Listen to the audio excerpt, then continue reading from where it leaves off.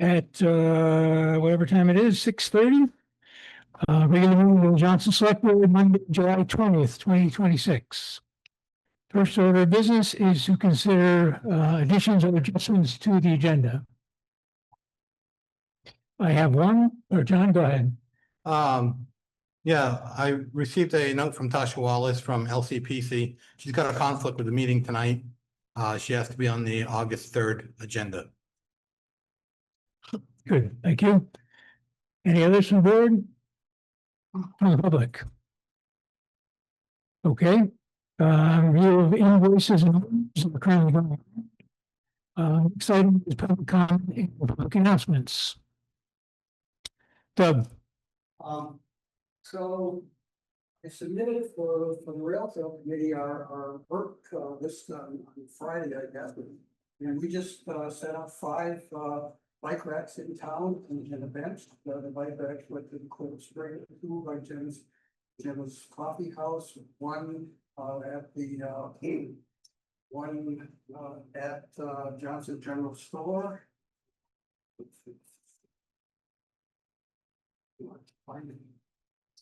Mystery. Yeah. Lost already. We have, at the trailhead, as you know, we have trouble getting people into town. And we've had a map there that's been on the trailhead since the beginning of the rail trail. It shows 17 miles of rail trail. We have the kiosk that's up on the front side of that is a regional map of the rail trails that has been prepared. The rail trail committee asked Charles and came to you, and we now something that's really Johnson centric, and you may recognize kind of it's this is what is going on the trailhead to invite people into Johnson. I like it. It looks fabulous. You like it? Yeah, it looks great. Great. This is 3/4 size. It's going to be. Can we turn around and put that on the front? What? Can you spin the kiosk and put that on the front? One thing that's missing, Sean. Oh, yeah, we are. What's missing is this is Charlton's done the research, and this is going to be, may stretch out for a year or 2 years or something. But we're printing up a piece that would have all of the dates and Events. the events. Great. And that we won't have to pay. So that will stay, it's gonna have grommets all around it. This is gonna be changed out because it's cheap to do, and that'll get changed out like every season.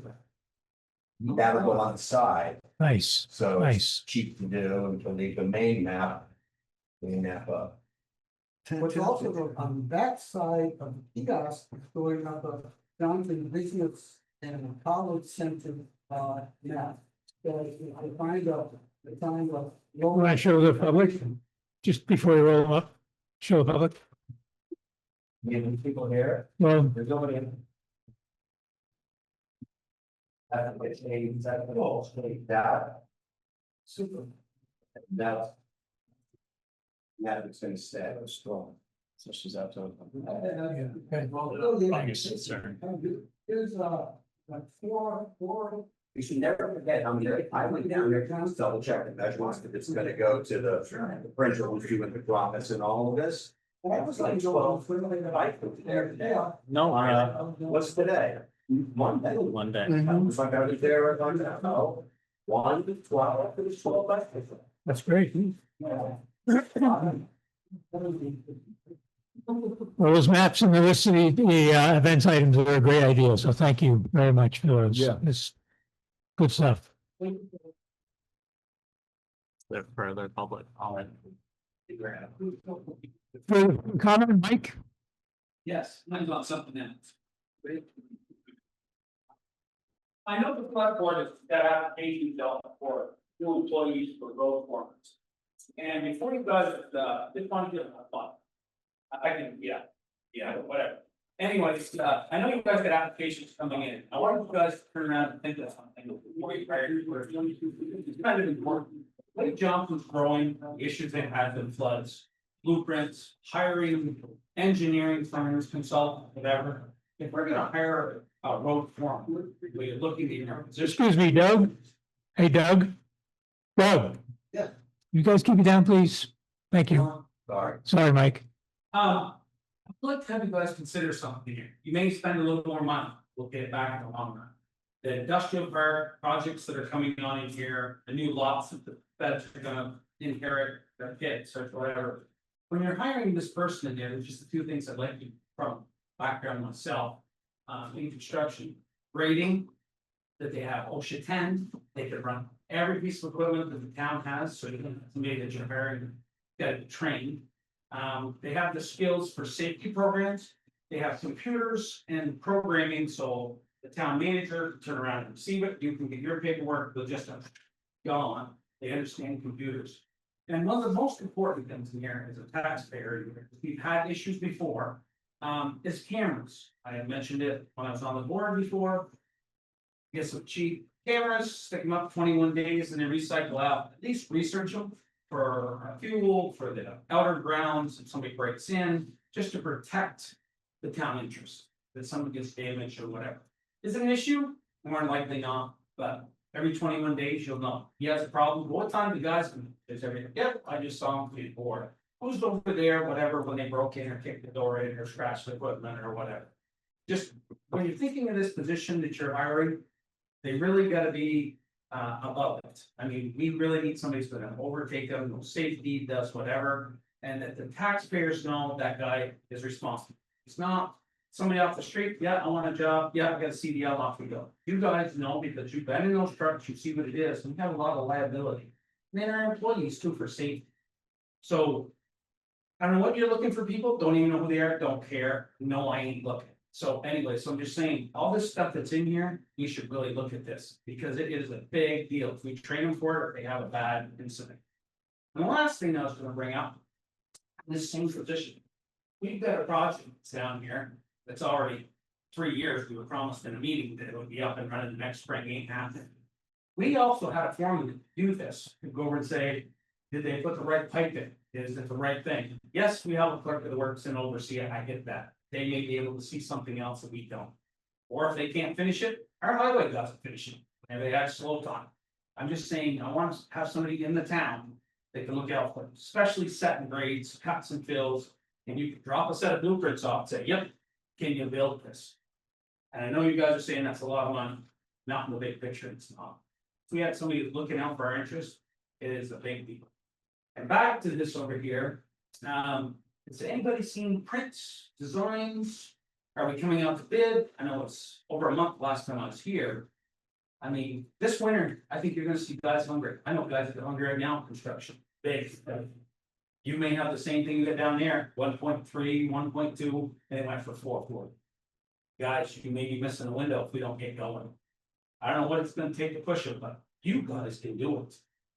If you gotta fire somebody, fire them, start over, who cares, let's get it done. Because the state told us back 3 years ago, you're all set to go, and we still keep finding problems. So we need to find out what's stopping it and what's creating it. And we gotta go back and backcharge them, or find out why we would like to at the state level. Somewhere, somebody, that's not coming off the ground, people are buying late. Johnson needs that water and sewer going, because that's what's gonna sell it. The regular leach fields don't want like breweries, they don't like cheese plants, they need village water, village sewer, Comcast got it. That'll sell those little micro brewers. So, I mean, I don't know how much longer you guys wanna wait. But we're just spending money, just watching it delete, what are we getting for it? Guy told us right in the meeting, you guys are right there, and he turned around and told us, they'd be ready in that next spring. That was 2 years ago. That's just my 2 cents, and that's it as a taxpayer. Thanks, Mike. Appreciate that. Like, Any other public announcements? All right, select board updates or concerns? Seeing none, we're on to the consent agenda. Consider approving the minutes from July 6th, 2026, July 9th, 2026. The meeting with the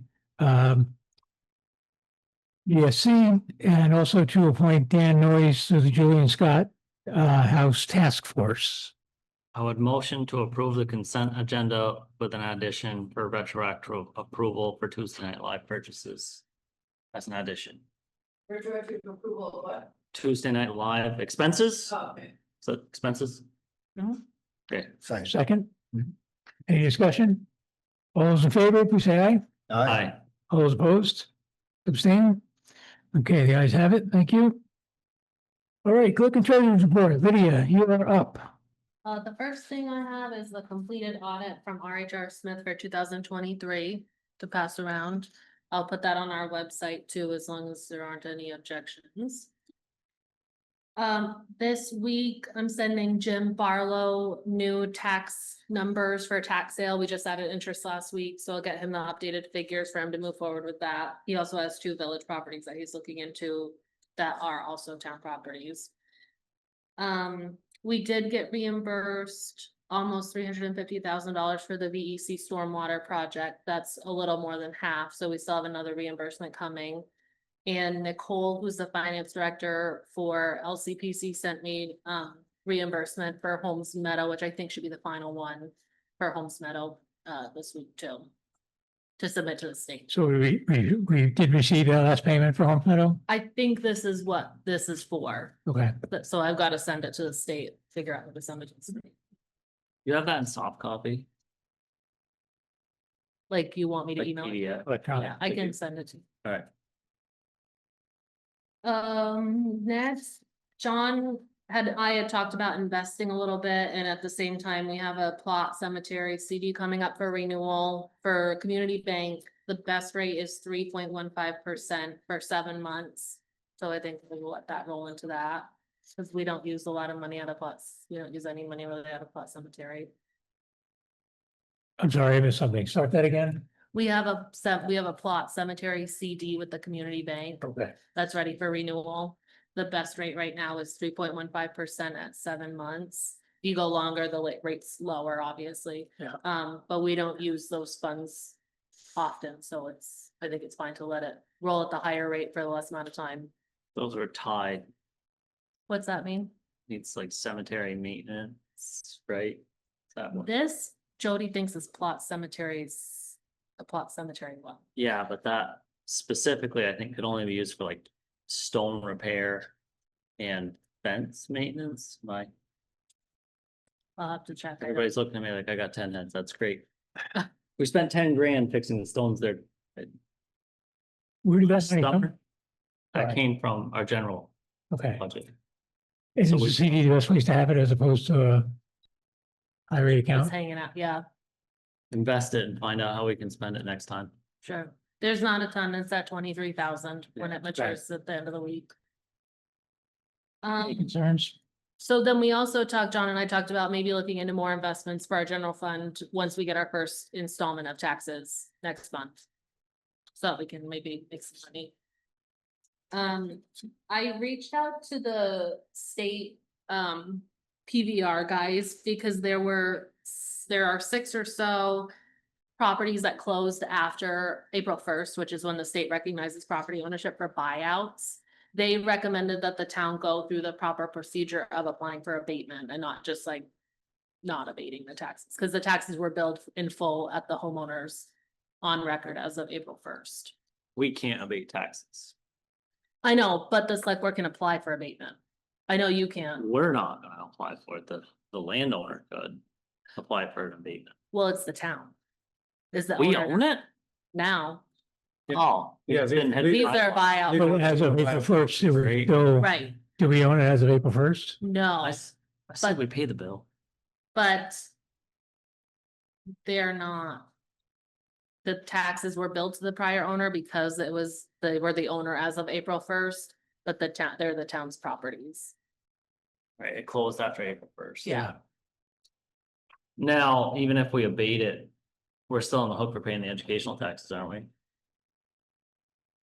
That I have to check into that, because you're right, 70% of the bill, we wouldn't, it's a big word. we'd lose either way. Yeah, Okay, so you're gonna look into what the abatement procedure? well, I know we have to apply for abatement through the BCA, but I've got to look into the education tax because the BCA cannot abate the state tax, Well, we can, it's just.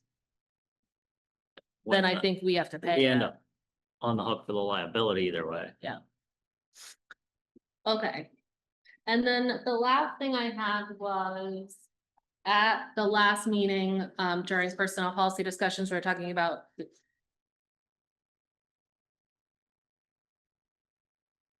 Can you check when you're checking with property value and review?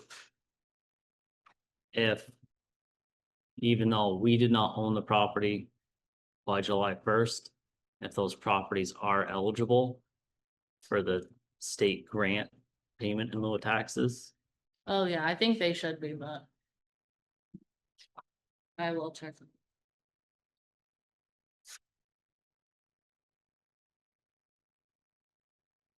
Alright. Okay, and then the last thing was, talking about Evan mentioned how there would be a financial impact about CTO.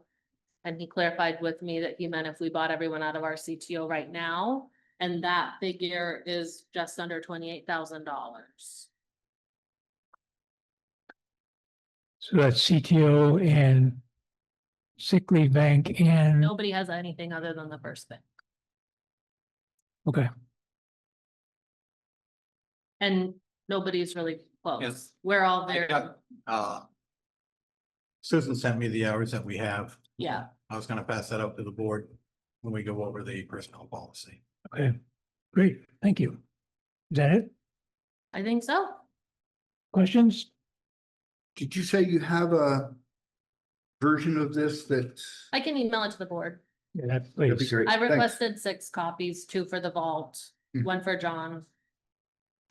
3 for whoever else wants it. Thanks. How many copies of the book did you request? 6. 6. All right, we'll talk tomorrow. I gave you one. Yeah, we're gonna need more. Well, it sounds silly to say, but thank you for getting the 2023 audit completed. I'm glad we got started on this. We're getting caught up, so thank you. Yeah, and hopefully the new ones will be coming quicker because they do have online portals to upload stuff to now. It's not just emailing, so they automatically go where they need to. It's hopefully the people that need to look at them loading. You know, I'm working with our HR to keep 24 and 25 moving. Yeah, great. Okay, anything else, Lydia? Thanks so much. Thank you. Thank you. Thank you. All right, Carl, CEDS discussion. You're up.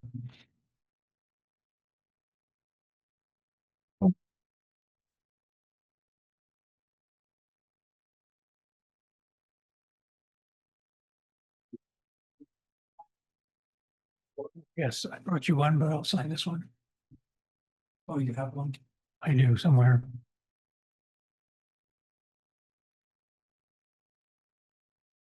Yep.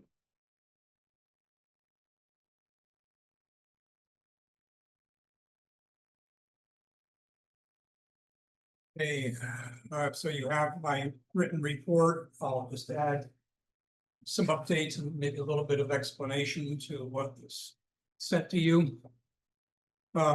Regarding the industrial park, I wrote that work is underway to ensure that Mumley Engineering's draft of the bid and contract documents meet the NBRC requirements.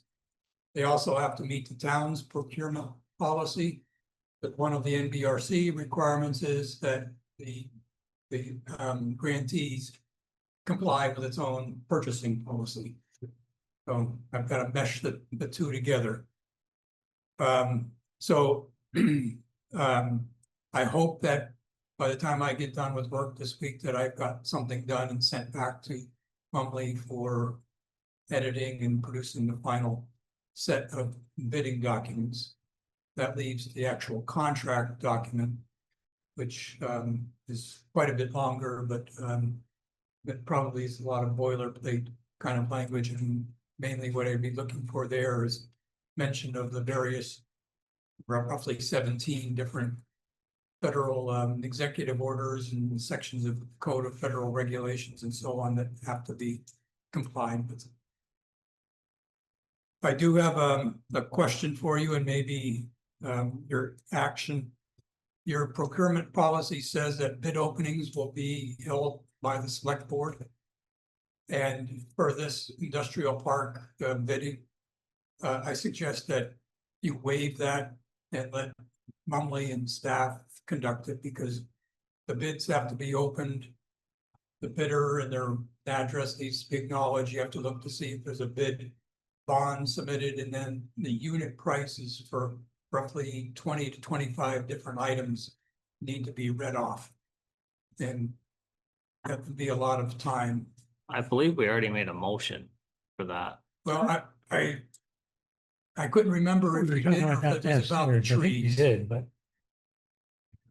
So I conducted the tree clearing bid opening downstairs, Yeah. Want another motion? maybe to be safe. Yeah, I think so. Motion to authorize Carl Rogers and Would you be present with that, Carl? Excuse me. I'm present. Okay, motion to authorize CEDS Carl Rogers and Town Administrator John Sutherland to open bids publicly prior to a select board meeting.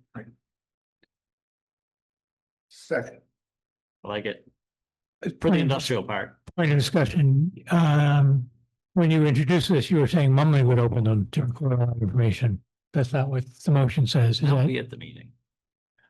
Yes, Mumley should be there in case there are questions about something, because you know, they're putting together the technical specifications. Okay, but you'll be there as well.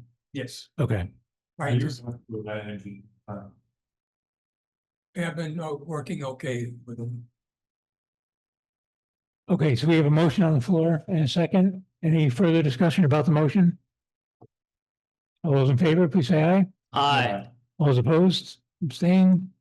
The ayes have it. Do Thank you have you. a rough timeline of when the bid will actually go out? So I was just gonna say that what I'm hoping for is that when you meet next on August 3rd, that we'll have those bidding documents for you to have in your packet, and so that you could bless those at your August 3rd meeting, which again is something that's written into your procurement policy that you're supposed to approve those bidding specifications before they go out. So that's what I'm shooting for. Let's get that to you on August 3. The last note that I had regarding industrial park, what Paula just did was sign the semi-annual report, which replaces the former quarterly report that we were doing. Then after we submitted the report for the period ending December 31st, NBRC announced that they were switching to the semi-annual. So this is the first semi-annual report we've had to submit. There was a question. Just, you know. Mike, question? Yes. Can I ask you a question? Certainly. You got any idea when you think after you get your rough bids, have you looked at these prints? Are the prints done and ready to print? They are, so have you overseen them? So if you had somebody else that checked them for elevations and pipe and all online, and they can design roads. They're a certified road builder. You know, certified engineer for roads and site. Are you telling me or asking me? No, I'm asking you. Oh, I don't know. That kind of stuff was before my time, that when I started last summer, the town had a group that was meeting, and the people from the Oil County Planning Commission were reviewing documents, and so from the first couple of meetings I attended, they were pointing out that there were some discrepancies in elevation things, the stormwater pond, if I recall correctly. So I'm assuming that all that has been taken care of and passed already. So when these bids, we talked in August 3rd, you know, roughly, they can take a look at it there, and start bidding them. You're inviting certain contractors, you're gonna put it out public bid, or they? Oh, it has to be posted in 3 places in town, it has to be put in the newspaper. And then we probably would mail an invitation bid directly to certain contractors that we think might be interested in work like this, and we also plan to put something on the town's, well, on Front Porch Forum. And in this case, I probably would check the box that says send it to the neighboring towns, Front Porch Forum, so that people from Belvedere, Morristown, or whatever, could sit with us. And then the last question, and I won't bother you one. When they get that, can we try to get this in there as an option? The thought is that we will go to bid now, and if the bids aren't acceptable, they could all be rejected and Yes. rebid in late December, early January. But at the same time, when we bid now, we could allow for work to finish or even finish next year, or start this summer, fall, suspend work over winter, then resume in spring. So this way, if the contractors have as many options possible. So the reason I asked that, are you familiar with what they did last winter down here? Down here on the corner, lowering the gravel and that stuff.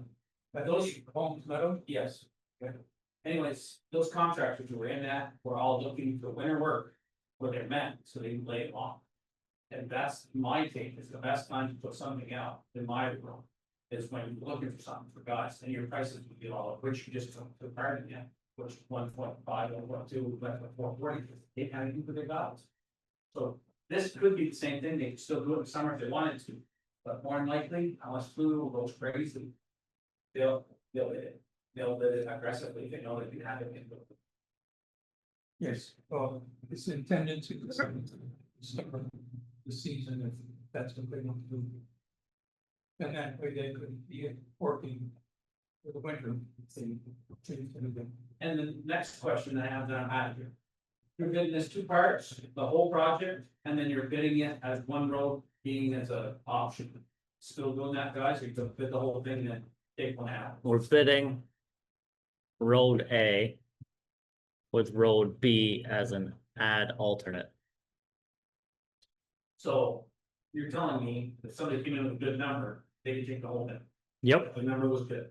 Yeah, if they can do everything and they're competitive and they meet. So it's gonna be Road A and then an option to pave Road A and create Road B, an option to pave Road B, all as separate items so that we Yeah. know what all the numbers are. This, did you sign an agreement that's all US made, or you can buy your stuff anywhere? Yeah, is this a BABA job? Yeah, that's right, it's a Buy America, Oh, it's BABA, it's, yeah. it's federal money. Yeah, Buy America, build America. Buy America. Yeah. And you're doing the paperwork for this when they go in, or, all the stuff every day, they see it, the stamps, the slips? No, I'm afraid that's gonna fall on the town. That part of it. Conley will be there to do the field inspection, to verify that the right spec for pipe is going in, the right bedding material is being put down. That's what I was telling you guys, go for them, if you get a good one, you won't have to hire them. They just, all talking through, if they just pick the slips up every day and do it, if this, just the format that you do, that on time. It's to keep track of that paperwork, make sure you get paid. It's a 50. thanks, Mike. Yeah, Carl has been magnanimous with his time, but has been looking to get out of here for 6 months now, so he probably will not be doing that as the construction continues. But thanks for the comments. Carl, go ahead. On Johnson Visioning Project, and also it's the visioning project funding gap from money from Vermont Community Foundation. After I did this report, I learned that there's no report needed back to VCF for that $1,500 for the visioning project work. For the Welcome Center, in your notes or in your report, I noted that the reimbursement and the filing of the report was next on my list. Actually, I did that after this report was written and submitted last week. So that's, I've been into BGS and we'll wait to see how long that takes us to get paid there. Regarding the RERC, the federal grant for recreation economy.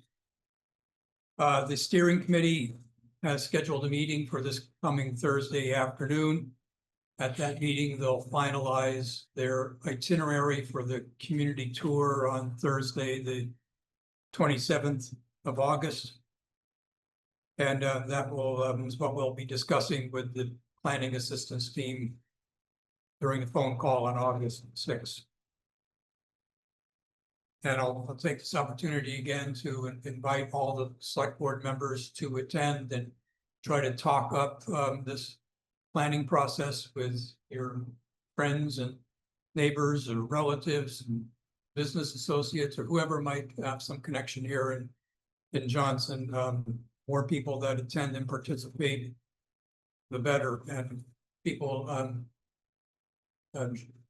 should note that if they choose to attend and participate, then they have the right to review and comment on the various drafts of the action plan that comes out of that community workshop.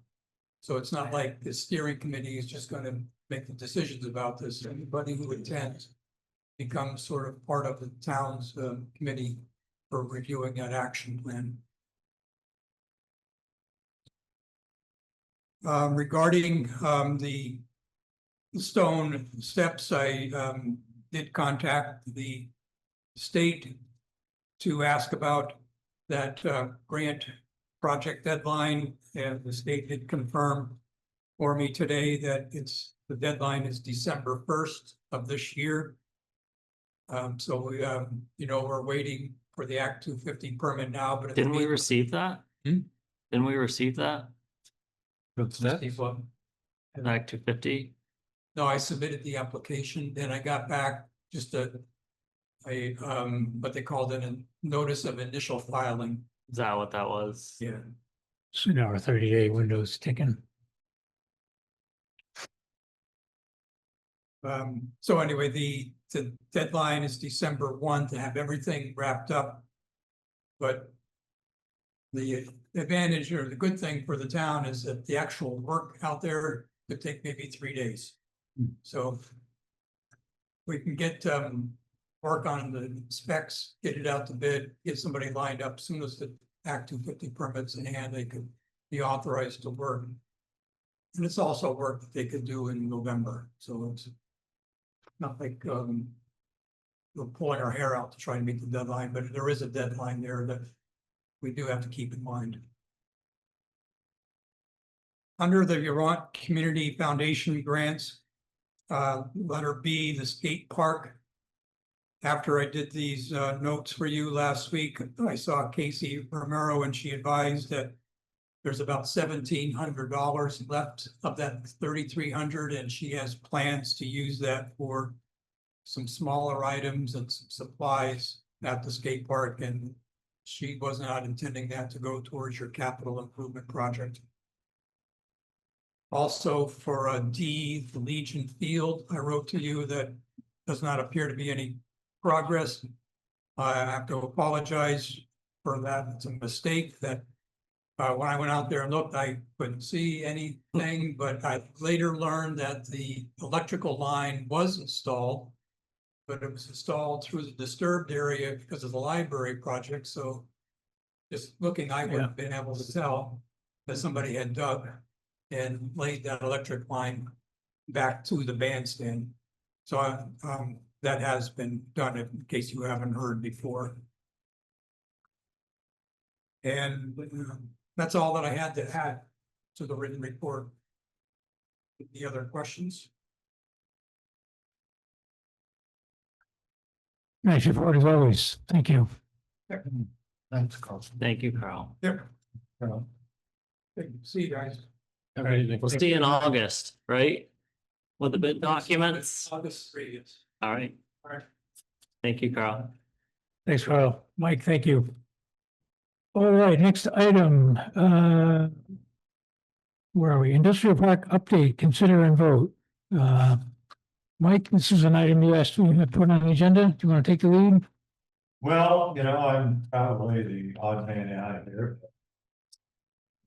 I think in light of the situation at the college, when you have infrastructure already in place, that's probably where we should look.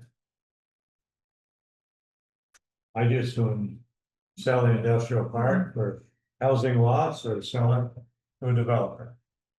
And then we can exploit the college for industrial purposes.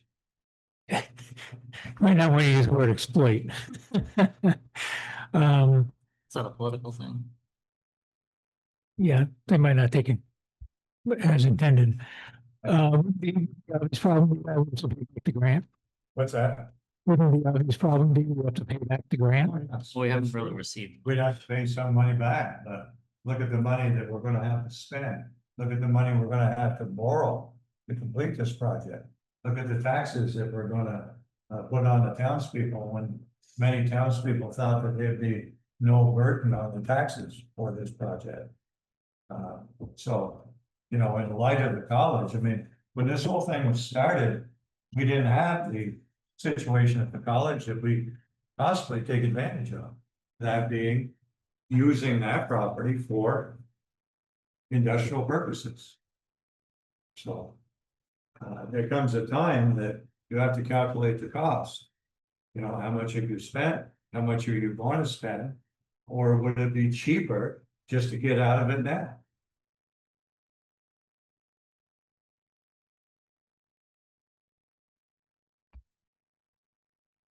I think it's a very valid question. But I really don't see how the college meets the same need as a light industrial park. Well, you've got all that land up there with infrastructure already in place. You see what I mean?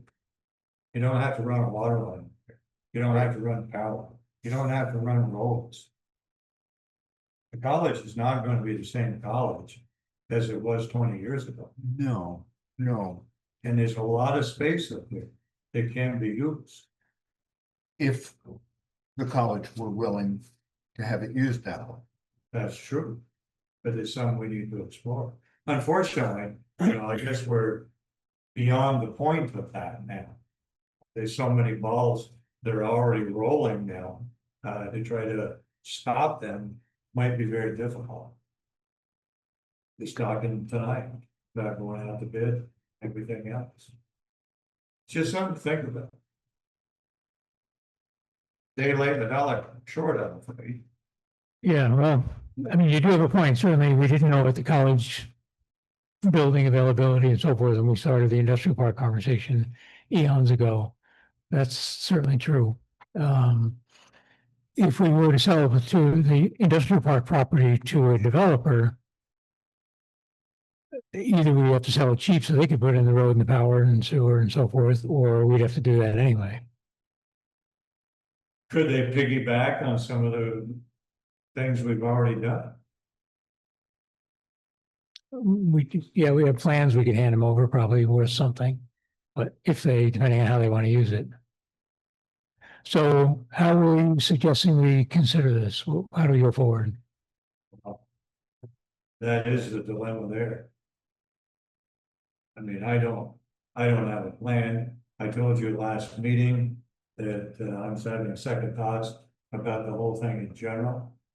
That I probably would vote in the negative from here on out. Unfortunately, I voted in the positive a few minutes ago when we talked about the bid process. I did vote for that. But probably in retrospect, I should have voted no on that.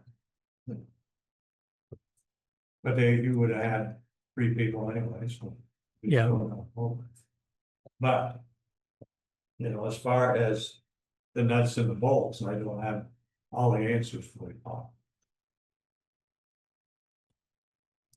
Well, what's the temperature of the board? Is this something we should look into? Should we contact No, our granting agency and say, what would happen if we backed out? you know how I feel. No.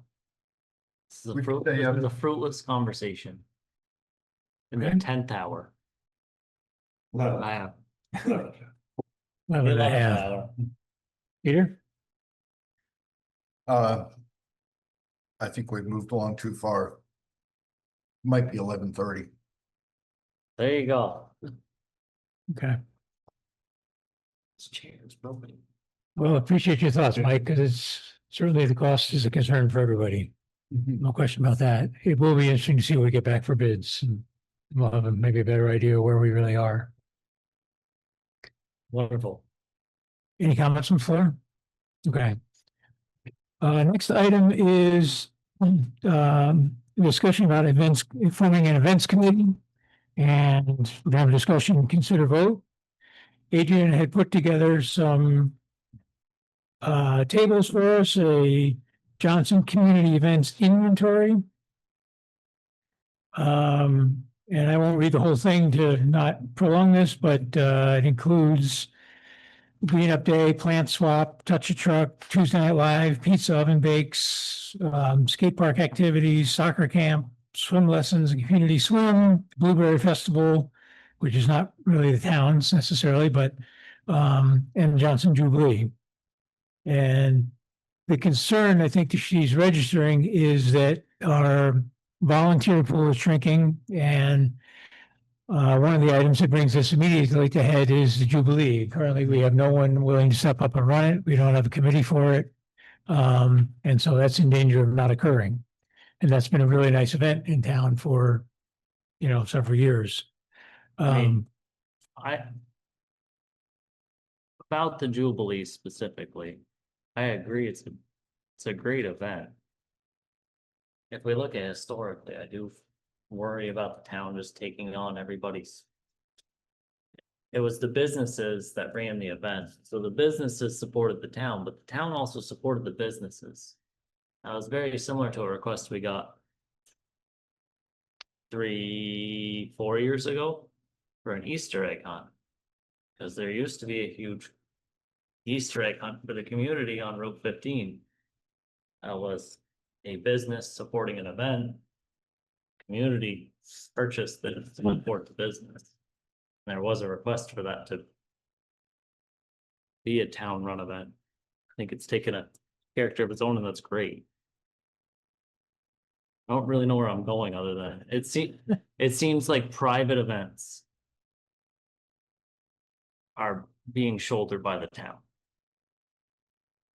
So you're basically saying that it's not the town's responsibility. Well, oddly enough, I really support an events committee, so I should just shut up. You're saying you should shut up? No, I should. Not you. Well, no. I could never get you to, Mike. But the point is, Evan, you're making a good point. It's not the town's responsibility to run that event in the winter, the Jubilee. It was a business deal, so it's not the town's responsibility.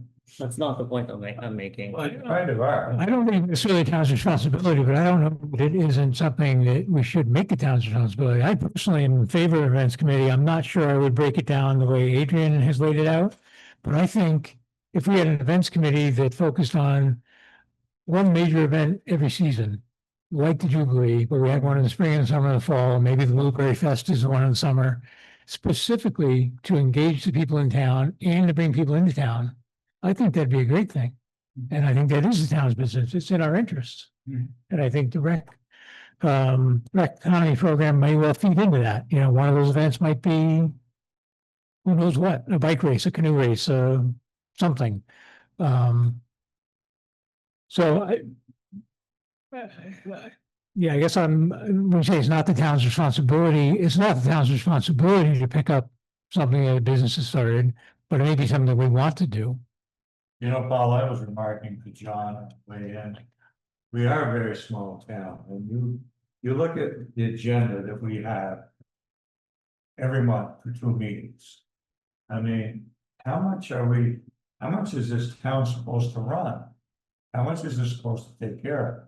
And we've mentioned this before. The responsibility is roads and records. That's the main responsibility of the select board, and everything else is superfluous, actually. Where does this end? Really? So you want to live in a town with nothing but roads and No, records? No. But I'm saying that we're got our fingers into everything. I mean, it just. Well- You see page after page here. I agree, the list is always long and setting the agenda is always a matter of leaving things out rather than adding things in, but one of the benefits to having a committee is to have people to work on things. It's not any of the five of us. Yeah, right. And we're talking about a committee that potentially would absorb some committees that are already events in town. Say that with a straight face. We're not, I think that's the part we need to really talk about and maybe have the committee members or chairs or whatever in to.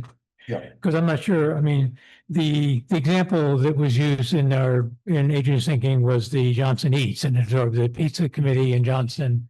The Food Awareness Task Force got together and made Johnson Eats Committee, which was a perfect marriage. They kind of shared a vision. They had a lot of commonalities. I'm not sure that's the case for the rest of these. And it might be a little harder to figure out how you're combining Green Up Day with TNL. I mean, Right. there's some disparate things here. Yeah. So, it would be dependent on the buy-in of a lot of groups that may not buy in. And you're right. I guess what I was saying was in terms of the town's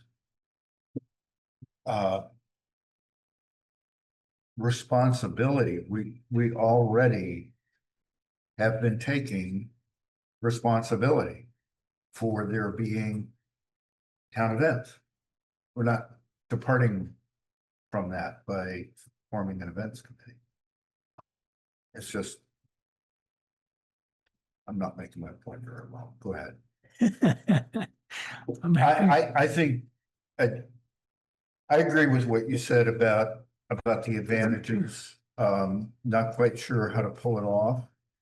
But I think, yeah, I think we need to be looking at a different way to be doing this, and I think it is our concern. And Mike, I'm sorry, but roads and records sounds like something from 1950. I think we've moved beyond that kind of a role. To a certain degree, yes, but how far? Further than roads and records. Yeah. Infinite. I guess so. I'd like to form an events committee. I just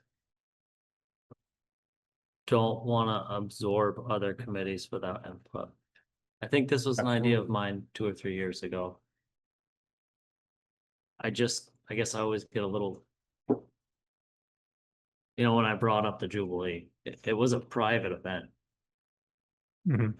Maybe it ties into what you said, where we want to do it, but it also ties into Mike, where I could just start doing something for the community every year, and when I get sick of it, I can say, well, the town can pay for it. Like, where does it end? How does it structure? Maybe we just do a $2,000 budget line and cap it at that. But it never stays capped forever. Yeah. But the tractor parade comes to mind. The holiday parade comes to mind. Blueberry Fest been thrown around. What it would make our life a lot easier with in Blueberry Fest is if a town committee was doing it, we wouldn't have to have this insurance conversation. Yep. Right? And yeah, that goes for anything else that comes up. Yeah. Diana, I just had a question about please. some of these things ended up becoming town things, because I'm getting the sense as one of the people who's been a volunteer over the years and a committee member, but not a select board member, that you're feeling that we like burden you with having to take over events that we started. And from my end, that was not accurate. I don't feel that we created events and then forced you to take them over. I feel that it involved some other way, and I think it might be worth investigating what that way was. How did the town get involved in things like the Jubilee? Yeah, I personally don't feel that way at all. The Jubilee, as an example, Kyle's been running it the last few years by herself with no real town support or endorsement. And she's at her wit's end and can't do it anymore. So now it's up to us to say, do we want to have it? Do we want to try to step in? It's not anybody's forcing it on us. It's like I said, do we want to do it? Is this in the best interest of the town to make this effort? So yeah, if it came across as you forcing it on us, that's not what I was trying to say at all.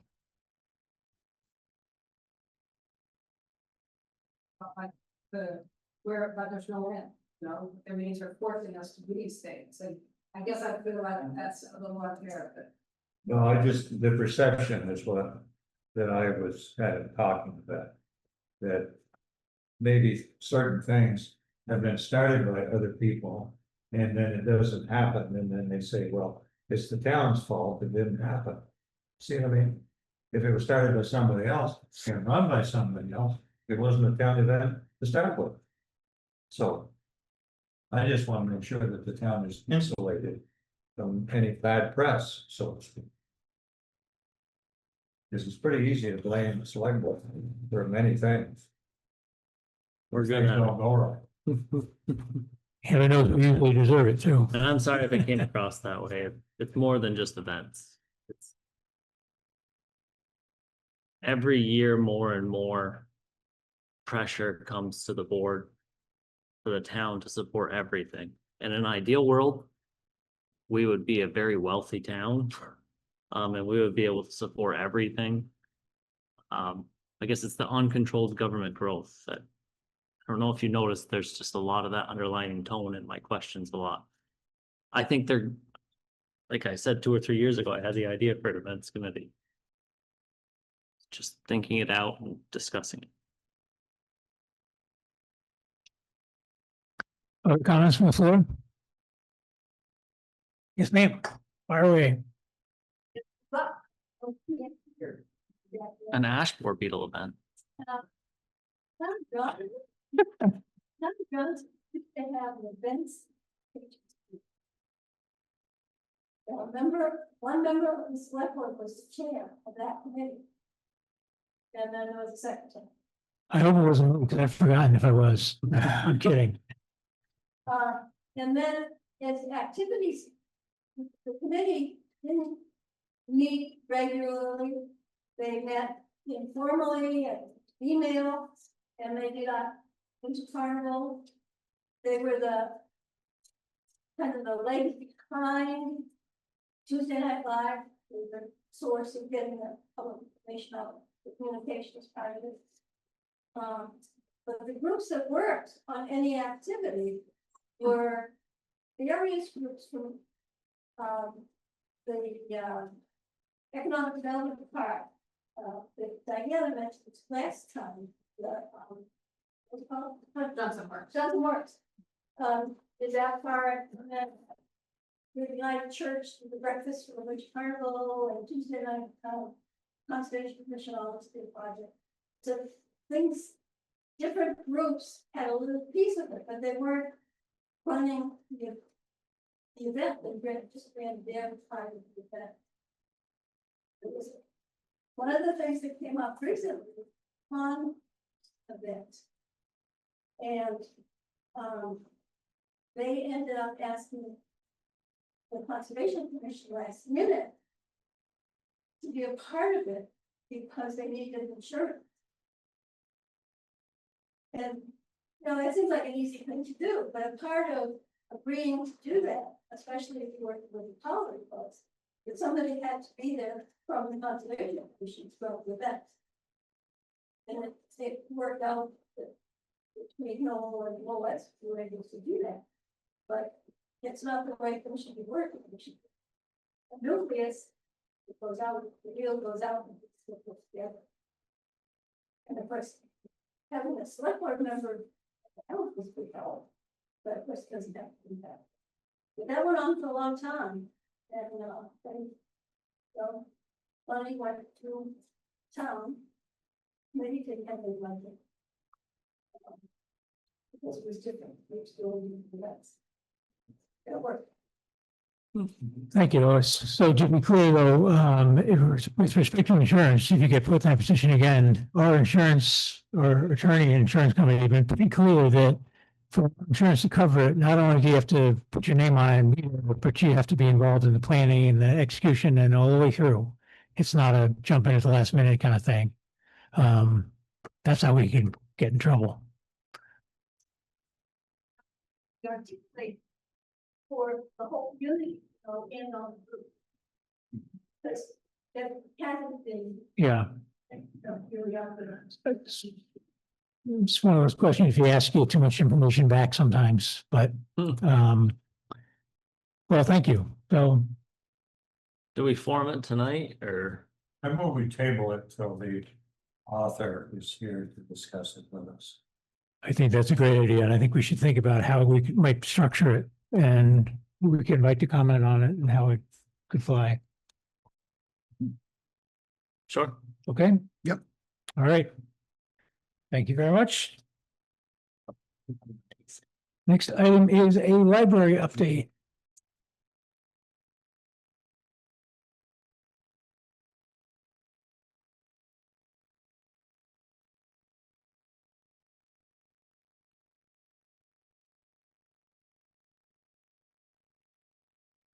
Thank you, Kelly.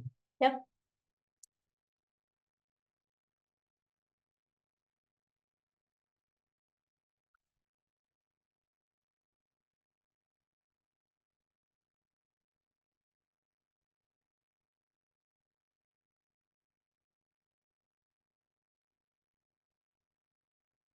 Okay, fire away whenever you're ready. Okay. So, the back page is, the last accounting that I got from Rosemary before she retired on where we are, financially with the project. And her accounting says that, we are $66,373 short. However, that was before the last $60,000 donation that we got. And between that and various small donations that we have gotten, we have covered what we will owe, I think. You do notice that at the top of this page, I said that this is estimates. And the reason for that is, in this current economic climate, we keep running into things costing more than we were planning on them costing. As of right now, we have everything covered. But that can change if something happens at the build site or, you know, some unexplained expense comes up. But we're in a lot better position than we have been. So that is I good got a news. quick question for you. You Yes. just fairly said Uh-huh. the expenses are going up and basically weren't anticipated. Right. If you have a bid on a job, that should be the price. Well, that has been the case, you know, in the past. But like with Tetro's stuff, we ended up paying them more than what their bid was. And there've been a couple of times that Brian's company has come and said, you know, this is going to cost more than we thought. That's not really a And problem. Somebody, if I put out a bid and I wanted to build a house, somebody said they were gonna build it for $1 million. They better build it for $1 million, and I'm not gonna pay them a penny more. well, I don't really have an answer for that. Well, It seems like we have been trying to negotiate and work things out. Yeah, the Tetros bill specifically, they didn't actually come back higher than any of their bids.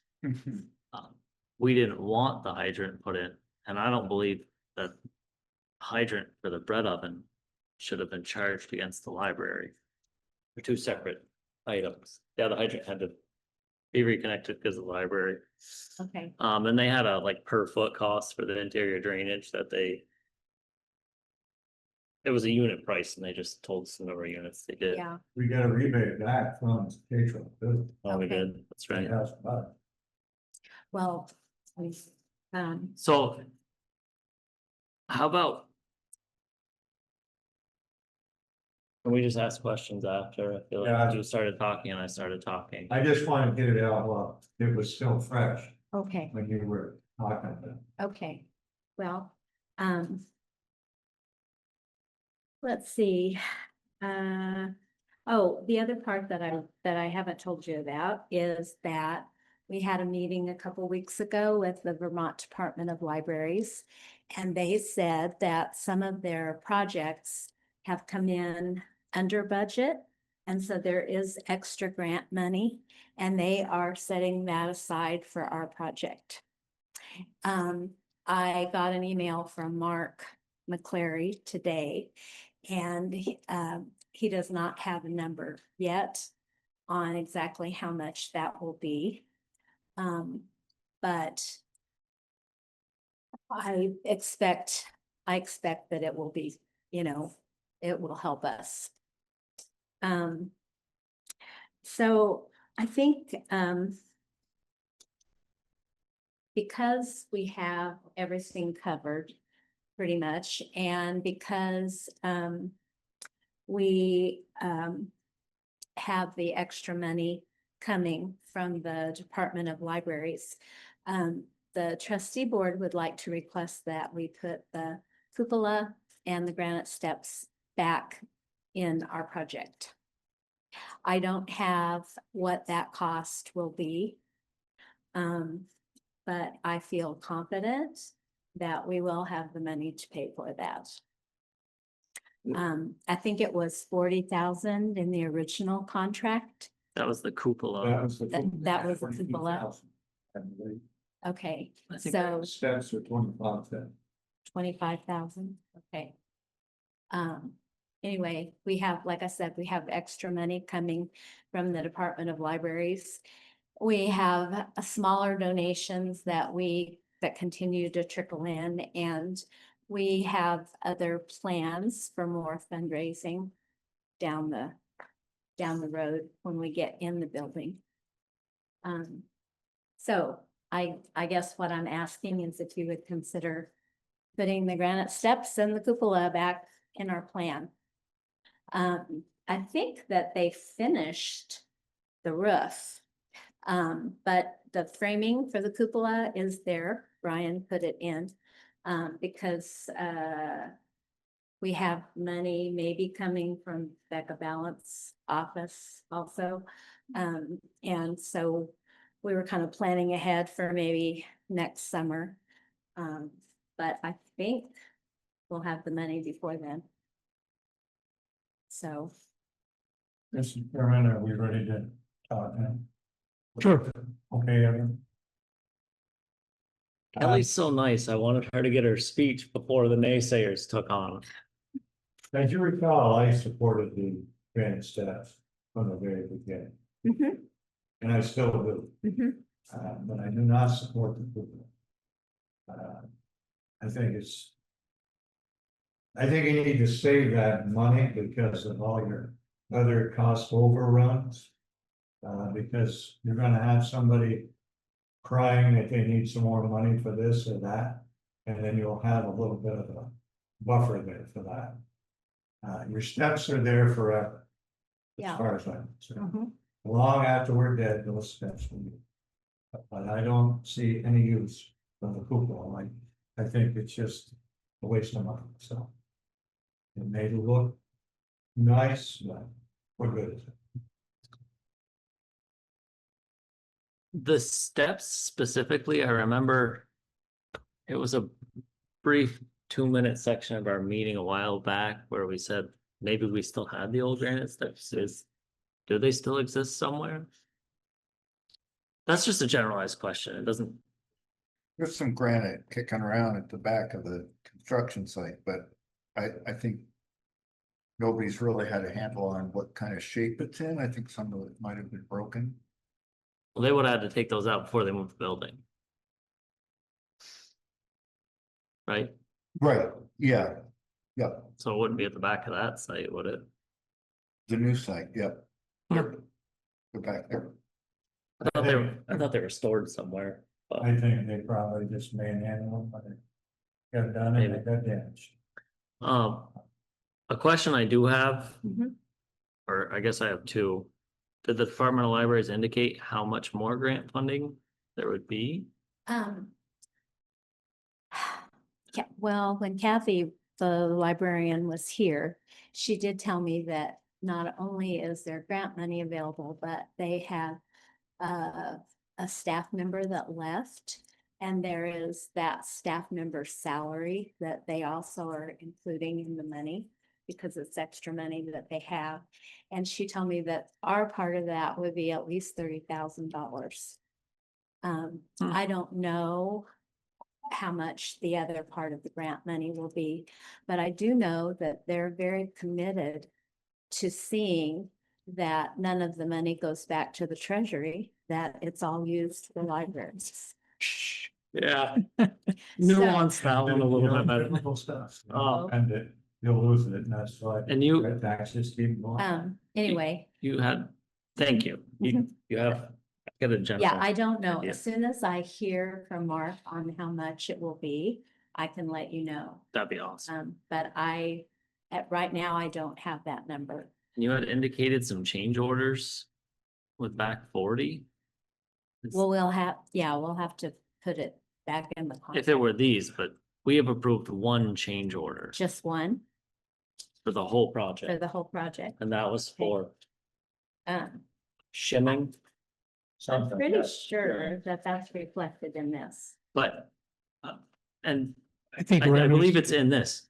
Has there been any other change orders? Not that I know. Okay, that, there would obviously be one for the cupola Right. and the stairs. I totally get that. It's just confusing if there was other ones that we did not approve that are being, Yeah, I think where everyone's going is there's a process. If there is a change, that it needs to come back to the select board for approval. Just They got trying to lost clarify it, that. I thought, no.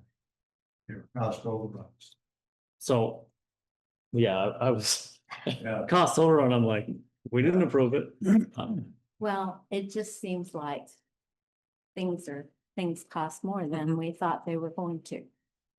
So I would conceptually be all for the cupola and the granite steps, but I don't think we can approve something until we have numbers in front of us. Mhm.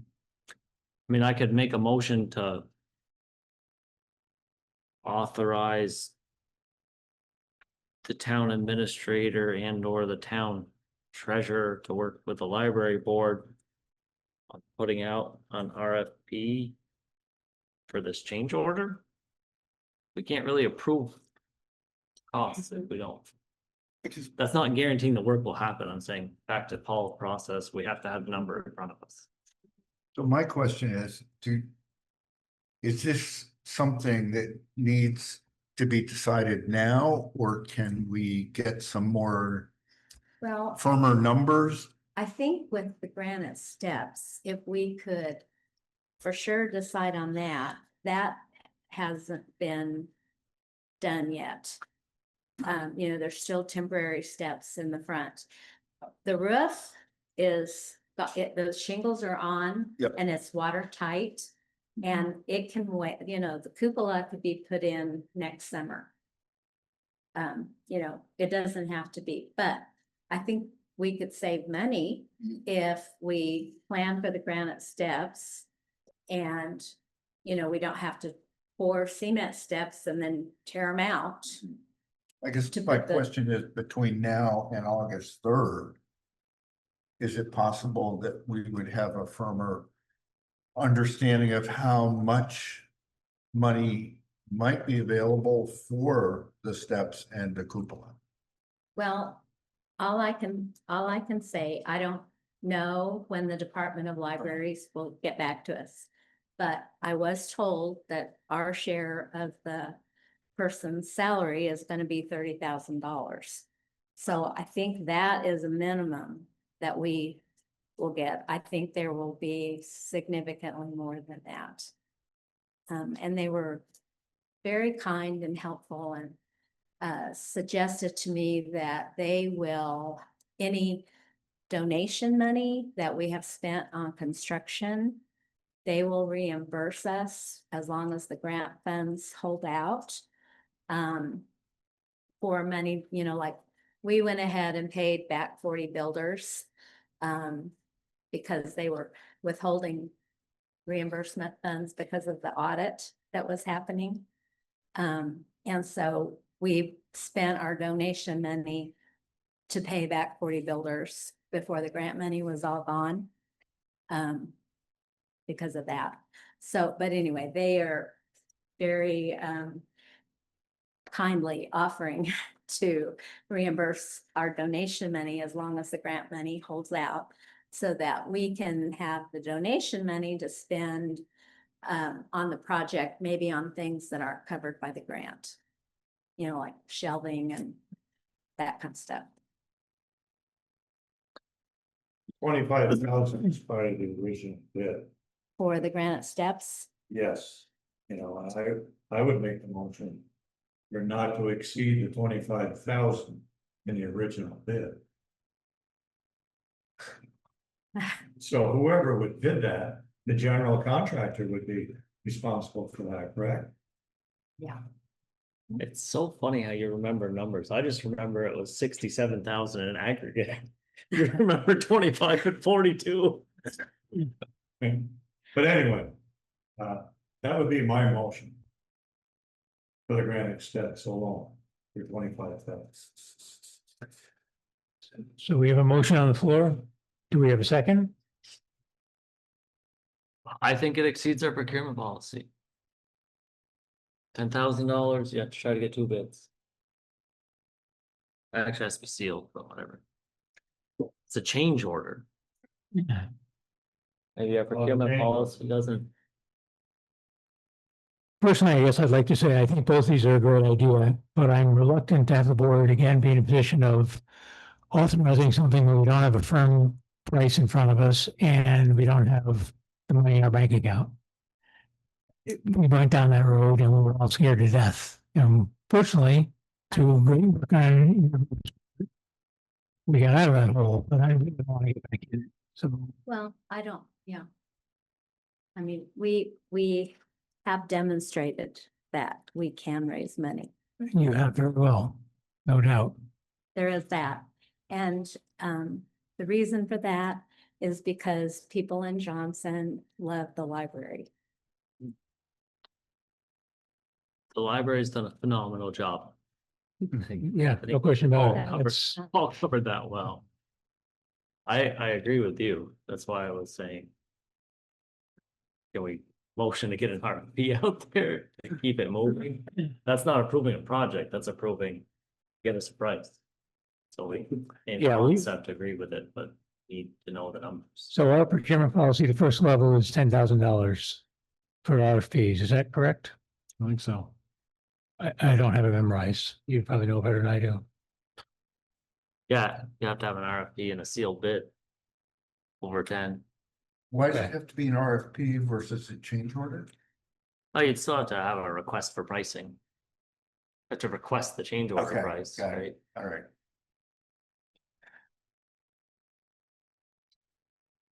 It sounds to me like we need to mature compliance with our purchasing policy. And if we're remembering it correctly, then we need to put out an RFP. We can't just approve it and say go. But could you talk with the contractor and ask that the concrete steps not be poured for the next month? I can request that.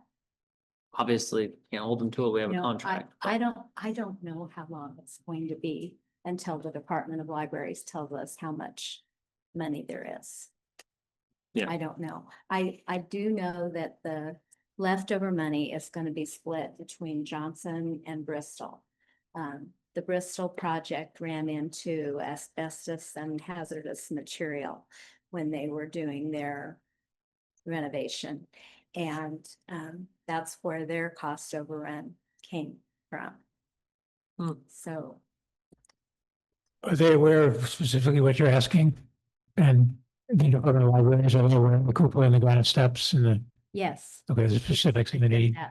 I sent that to Mark this morning Okay, and that request. And like I said, they they don't want any of the money to go back to the treasury. And so I think but I don't know how much it is. The general contractor has X number of dollars set aside for concrete steps, I'm sure. So if he backs those out, he could back the cost that he has put into those, possible for those steps, against the 25,000 toward the granite steps. So they might not cost the full 25,000, Right. Maybe not. so. So we need to get an RFP and see what kind of commitment we can get from the Department of Libraries as to the money's available. Okay. Is that fair enough place to leave it? But we've also made an agreement for the concrete steps, which was in the bid. So we need to get that money back possibly for the granite step, If they're not poured. if they're not. Yeah. So we need to find that out. So John, can you talk to Brian about that? About the schedule and the costs, itemized costs of the concrete steps?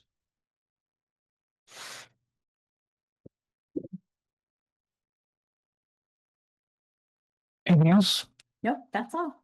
Well, I'd say again, I don't mean to feel negative. I'm completely impressed by the fundraising you've done and the way this has come together. It's been great to see.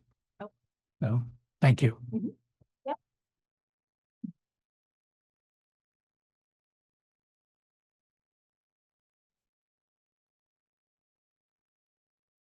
Okay, after the library update, the next item is Sinclair Road Extension. John, you want to tee that up? The Yeah. Conversation? I had a individual reach out to me. Sinclair Road Extension is a continuation of Sinclair Road. When the assessor and I went up, we saw a number of new construction going on. But the concern is that the condition of the road is starting to really deteriorate with the weather and stuff that we've had. I went up with the wife's Jeep, and on the way up, I noticed a lady coming out with like a Honda Accord, and she was trying to navigate between all ruts in the road. I came across the hill where, you know, there was a lot of erosion going down the hill. And I think if, you know, if that hill was crowned, you know, the water would run off like it should and not, you know, continue to go down the road and take the material with it. So the request was, you know, could we go up and do one grading for this year? And I talked to Ryan, and I think we got a bunch of people here from Sinclair I Road. thought you might be. You used to live out that way, didn't you? I did. I used to live in the White House on the corner before. So, can you tell us more about the condition of the road and the concerns? I mean, It is deteriorating very bad all rain this year. And I reached out last year to the road commissioner. And we called him and asked about the class 4 budget was put into the town 2 years ago. He told us that was not going to be with the roads, that was going to be for them to get paid. He said nothing can get done at all. Anyway. There is a class 4 road labor line item. Is that what you're asking about? Town meeting 2 years ago, it said that the budget for class 4 would be. Well, you would remember better than I would, but I believe the unspent funds in class 4 road labor are supposed to roll into a reserve fund that we created 2 years ago. I don't think it was necessarily for labor. But Or did we leave the, it didn't get done, sounds like last year. Road didn't. Did great trouble.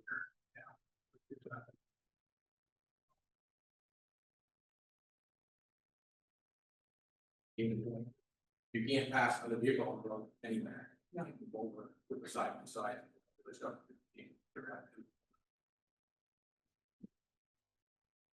do any of you live on the end of the class 4 section? Yeah. Okay, I was up there in the fall, and the no trespassing sign was in the highway. I would like it if that didn't happen again. What's that? Like the end where the. Is there The a barn garage is? or something right on the highway? Yeah, so that's like, yeah, that's the end of the class 4 section. Yeah, We're down. I mean, I drove up there, Okay, yeah, right before our meeting, Last fall? tonight. I drove up there last fall too. what'd you think of the road? I mean, it's not in the best shape, but it is passable, although I don't think a single grading is going to fix all of the problems. The road is narrow to start with and really doesn't have ditches for the water to get into. That being said, I believe we're required on a class 4 highway to fix gully erosion over 12 Right. inches. We probably need to fix that. And if the highway guys determined that the most efficient use was to have Mark go up there when he was in the area, I would be hard pressed to second guess them, but I'm not Right. telling them that they need to drive a $380,000 piece of equipment up a 16-foot road. What we're concerned about, that an ambulance came down, a fire truck. Service vehicles right now. I totally understand the concern. Yeah. It's nice and quiet, right? Cause it's a class 4 highway. It's how they. Yeah, right, the back But that- trails on that, that's like, you know, a big draw for people would drive up and down that. They don't. Right. I was under the impression that my mom spoke to some people that came into that club that used the road. It sounds like they're under the impression that their club helps. They maintain that road. I mean, that's a unique Yeah. idea. Are we talking about ATVs or snowmobiles? we could turn it. Okay. Have reassessment. Well, it won't- Probably if it goes down higher. It won't get me to it. It won't change the valuation. Okay.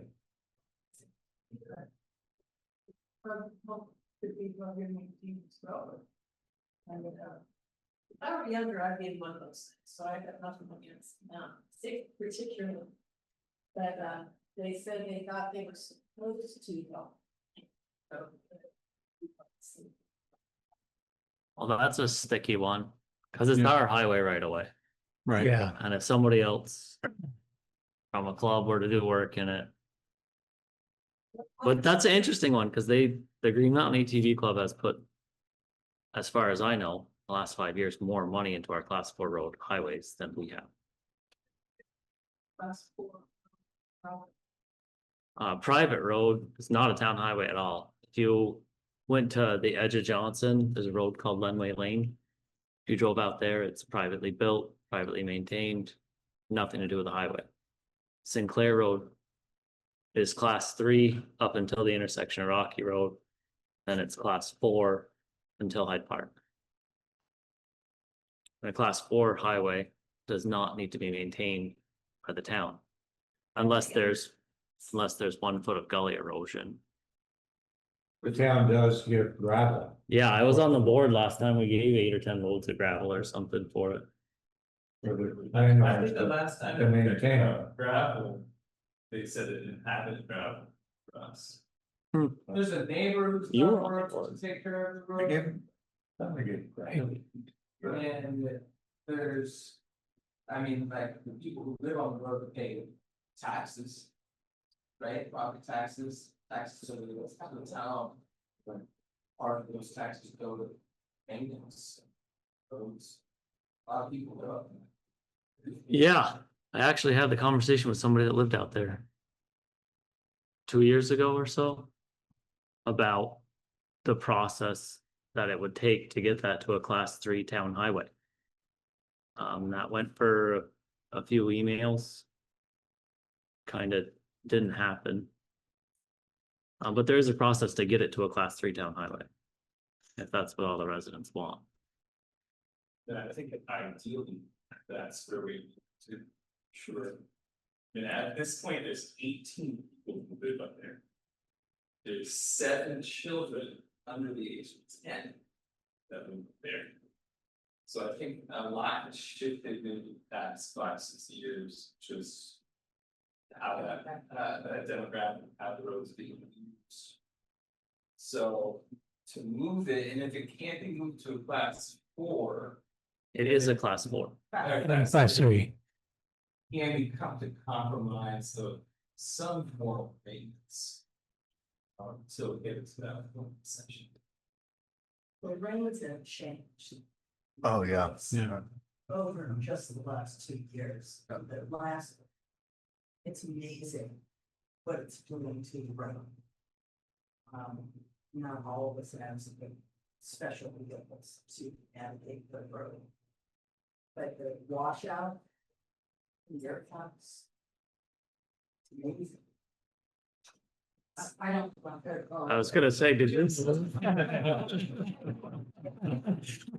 Which one are we talking about now?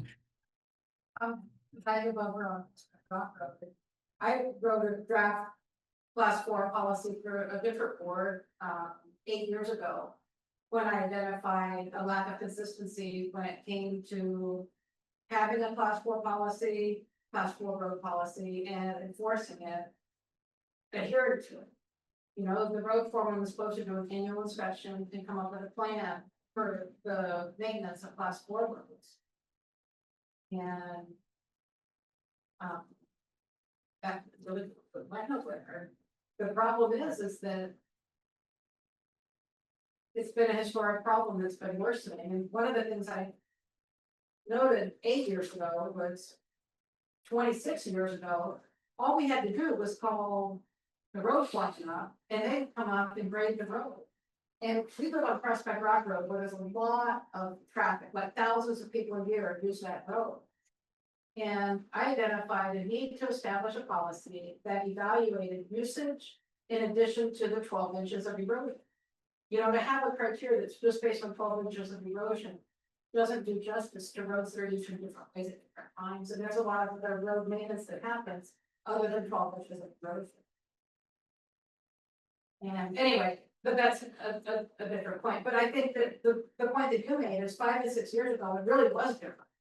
You know, there used to be more maintenance done. And I hate to say it, I told you so, but I told you so. You know, 8 years ago when I said, you know, you better stop doing anything up there, and it's only going to get worse. And it has. Well, I think there's a couple of things. Go ahead, sorry.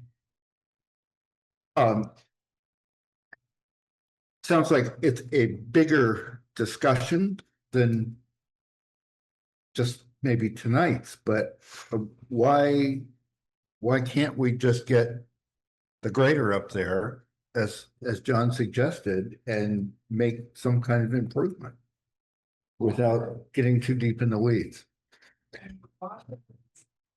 More than 12 inches. Yeah, I would support that. I think we should get the grade up there and fix it, but I do think you bought property on a class 4 road. The town policy is they are not necessarily maintained. So Not necessarily. Because what's the difference between a class 4 road and my road practice doesn't get taken care of? no, well, the difference is that it's a town right away. So the town owns it. We're saying we don't maintain it. We're not going to. We don't necessarily agree it. I mean, that's the town policy that's in existence. I'm not saying it's the right one, but that is the town policy.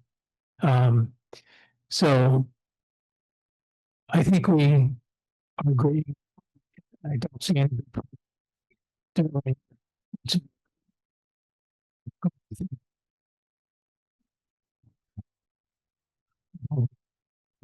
Expect change in town policy. It's like maintaining like a class 3 road, which is plowed and graded and so forth regularly.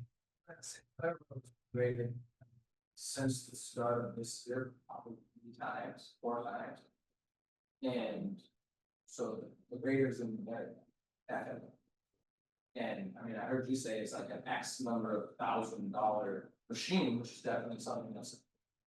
Yeah, the road's like messed up and A lot of people live up there and like if something bad happens, it's gonna be a lot more than X $1,000.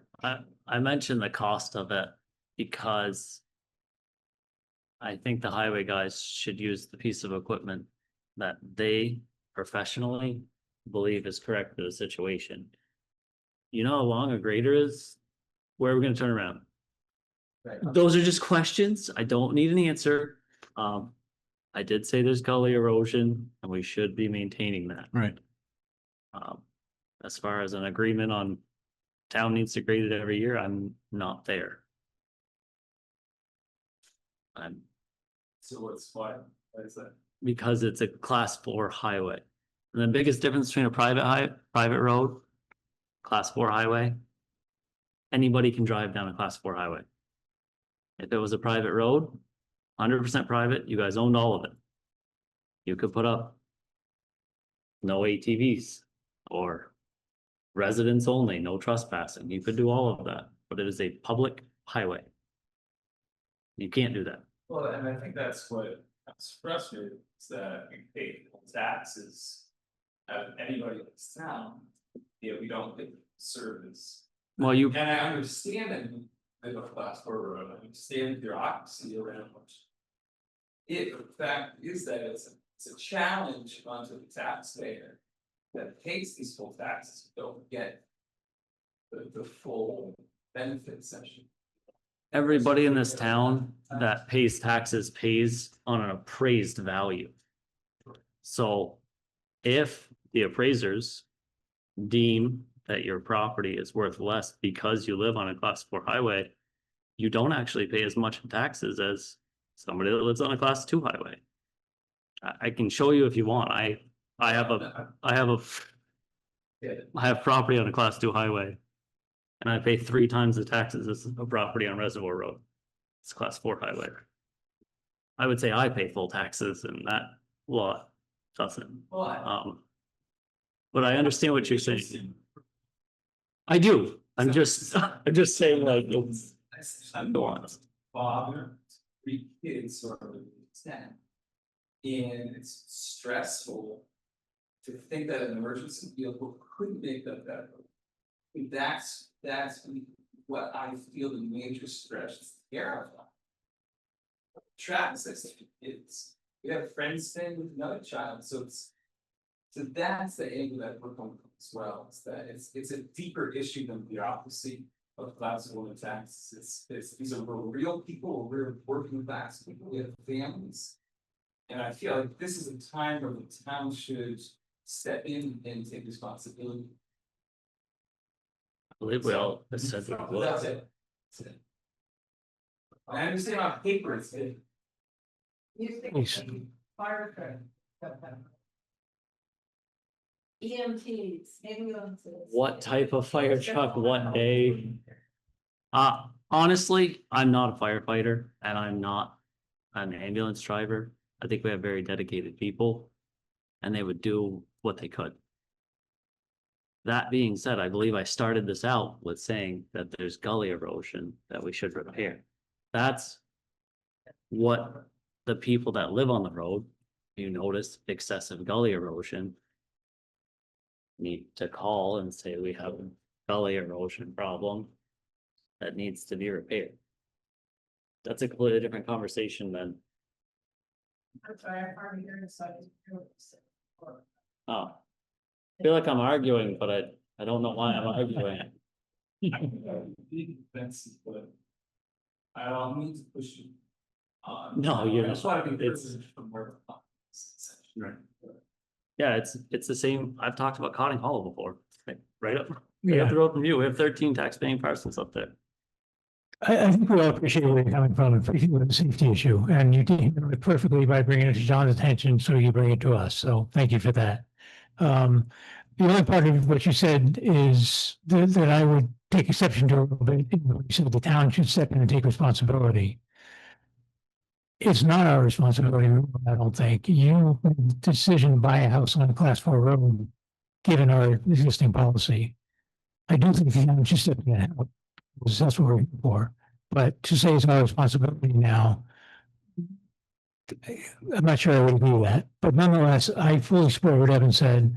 If there's gully erosion, we should help out and fix it. However, the highway crew feels is the best way to do that, whether it's a grader or front loader or whatever. I fully support that, and certainly we want to make sure we're accessible to emergency vehicles, but if it snows, that doesn't, the town crew are gonna be plowing for you, you know, that's same responsibility, you know, kind of class 3 roads and so forth, and that's not where we are. So I'm just trying to be clear. Yeah, responsibility is to help us out. Not take on full responsibilities, taking growth. Fair enough. To show up and help us out. But Green Mountain ATV Club wouldn't be a bad call.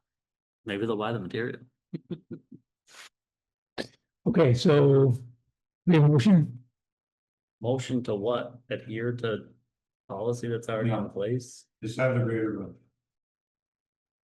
Okay, consensus of the board then is to have the road crewman work with John to figure out the appropriate resolution to fix the gully erosion that's been witnessed. I'll talk to Ryan, and Ryan said that the grader should be in that neck of the woods here shortly. Okay, but as Evan pointed out, the road may not be the best tool, so make sure he weighs in on that.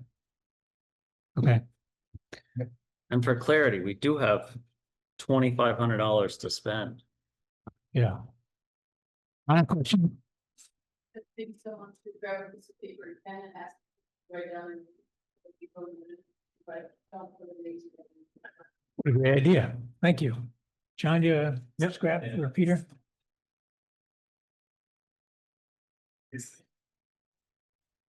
Oh, Lois got it. What says it? Thank you, Lois. So it's, All right, thank you very much. Well, thank you. thanks for bringing it to our attention. All right, next item is a discussion of a community trust, discussion and consider vote. What do we? I know. Unfortunately, Adrian was one of the proponents of this. She's not able to be here tonight. So I think Diana Osborne mentioned it. Diana, previous a bunch meeting. of information. Do you want to tee it off? Yeah, at the previous select board meeting, Diana Osborne brought up the subject of a community trust. Folks, please, we're on to the next item. At the previous select board meeting, Diana Osborne brought up the subject of a community trust. She's here tonight to explain it further. And it seems like the trust would take some properties there that the town owns, combine it as part of the trust, and then look for grants and other funding sources to maintain it. Diana? Is it possible to pull up the what is a community trust, from the Vermont, of the Preservation Trust of Vermont? I think if we did, we'd lose our, We'd lose ours. Yeah. Okay. I submitted a letter to the select board and John for your review ahead of this meeting to introduce the concept. I had mentioned it in a meeting a few months ago, and several people in the community had reached out with questions and curiosity about what a community trust is and how it could help your town. Many of the towns that have been doing flood recovery projects similar to our Reimagine Johnson or other rehabilitation efforts have used the community trust model to develop things like housing, community stores. Sometimes they're land oriented. It could be more of a land trust. Sometimes it's a building trust. An example that I mentioned in the letter is the Elmore store, where that community came together in the form of a community trust and actually bought the building and then hired management to run the building. And in partnership with those new owners, then they made an investment, the community made an investment, and they were able to keep a beloved establishment in their town. Thank you, folks. Thank you. Sorry, Diana. Another more land-oriented project that happened nearby was the Wolcott Town Forest, where a community trust bought that land. And then it was developed with a trail network. of mountain biking trails. What I hear at many of these meetings is a desire for the select board to be able to return to their duties of records and roads, otherwise known as policy and planning, if you wanted to broaden it a little. And, you know, to develop a budget, to run the affairs of the town is really more than you bargained for sometimes when you're in that role. I respect the work that you do, trying to manage so many different projects and committees and concerns for the town. But I'm also aware that to be efficient and to involve as many people in the community as possible in the most effective way possible, another model might be worth considering. And this would be a way to return some of the responsibility to the non-municipal government. It would be a community trust. What that might look like here is yet to be decided. The founding board of that trust could be as few as 3 people to establish that type of 501c3 that you need to be. And it would be up to that founding board to decide what focus they wanted to have and how broad or limited they wanted it to be. They would not be working at the mercy of the select board, nor would you be working for them. You wouldn't have to worry that this would be yet another committee coming to you, telling you what you had to do or how you had to be involved or what money they needed. That said, at town meeting, the town might decide to create a budget line item and give some money to this trust. Nothing would prevent you from doing that. But they don't work for you and you don't work for them. The relationship would be much more similar to what you have with, say, for example, the Vermont Studio Center or VTSU, or even some of the larger businesses in town, where those people work independent of you. And obviously they pay attention to the laws and regulations, the municipal plan in their actions. But they don't come to you to approve the design of their signage. They don't come to you to approve, you know, how many lights or, you know, those little details that the town select board has to spend so much time and energy on. Can I ask, is this just like, you know, it said discuss and vote, but I don't know what we vote on. Is this just like Well, conceptual? here's the thing. approval? I am highly concerned that this be something that people are on board with. It's not my job to make a pitch for it or to coerce anybody into doing anything they don't want to do. I'm not here to like be a car salesman and, you know, sell you on this concept. I think I could, but I'm not going to. Instead, what I would suggest, if you'd be willing, is to consider taking action to support it in concept. To say that if there's community members that would like to go forward with this idea, that you wouldn't stand in the way. And I know that there's not firm numbers to present at this time, but there isn't a need for there to be firm numbers. There's not even a firm project to submit at this time, but there doesn't need to be, because actually at this particular moment, nothing would need to change. All we would need to know is that the select board wouldn't stand in the way and then thwart the efforts of this committee or this project, this trust, if they were to come about. I think it's a great idea. I do too, but your answer almost lends me to more questions. I don't know what's standing in the way. And you can form it with a blessing or not. There's the Preservation Trust of Vermont has a link to a page called What is a Community Trust? Yeah. And I put that in the letter that I sent to you to answer some of the questions you might have about you know, how it's formed and what they might, how they might incorporate and what projects they might take on. Here, just for your consideration, an example, and I can't speak for the Historical Society because I'm not involved with that group at all. And I know they have their own structure, and I've actually learned a little bit more that they actually have a 501c3 already as part of their structure. I thought they were strictly a town committee, but apparently they're already kind of walking this gray area of like a nonprofit angle as in addition to the town committee angle. So They do it, the library I don't does want that. that example to get in the way because I don't fully understand it, but one of the ideas that I had is a community trust might be able to assist the Historical Society with their building and their events and their collections. And maybe that would be an example that would make Adrian's suggestion of combining things that are like things, like the community oven with Johnson Eats. Perhaps the Historical Society would then have expanded capacity in the form of a broader trust to tackle things like the Julian Scott House. And maybe the Low Lecture Hall. These are properties that the townspeople have told you that they want to have access to, they want the town to have, and I don't think you guys want to run them. You know, and if a community trust were to come to you and say, hey, you know what? Would you consider, you know, the building that you bought for $1, you know, let's talk about how we could make this work, where the community trust could take on that ownership of that, take on the running of the events in it, take on the rehabilitation of it, and do the things that you guys aren't super excited about doing or have the capacity to do, and then the town still has it available. You would lose control, obviously, over the project. You wouldn't have to make decisions about cupolas and stone steps. You know, it would be taken off of your plate and the trust would deal with it within their own budget in their own way. If people in town weren't excited about it, they don't have to be involved. If people in town are excited about it, they could be involved. And so the only action I would request at this time is basically just I don't know what you call it, an endorsement of the concept, or an endorsement of the concept. That's what I would say too.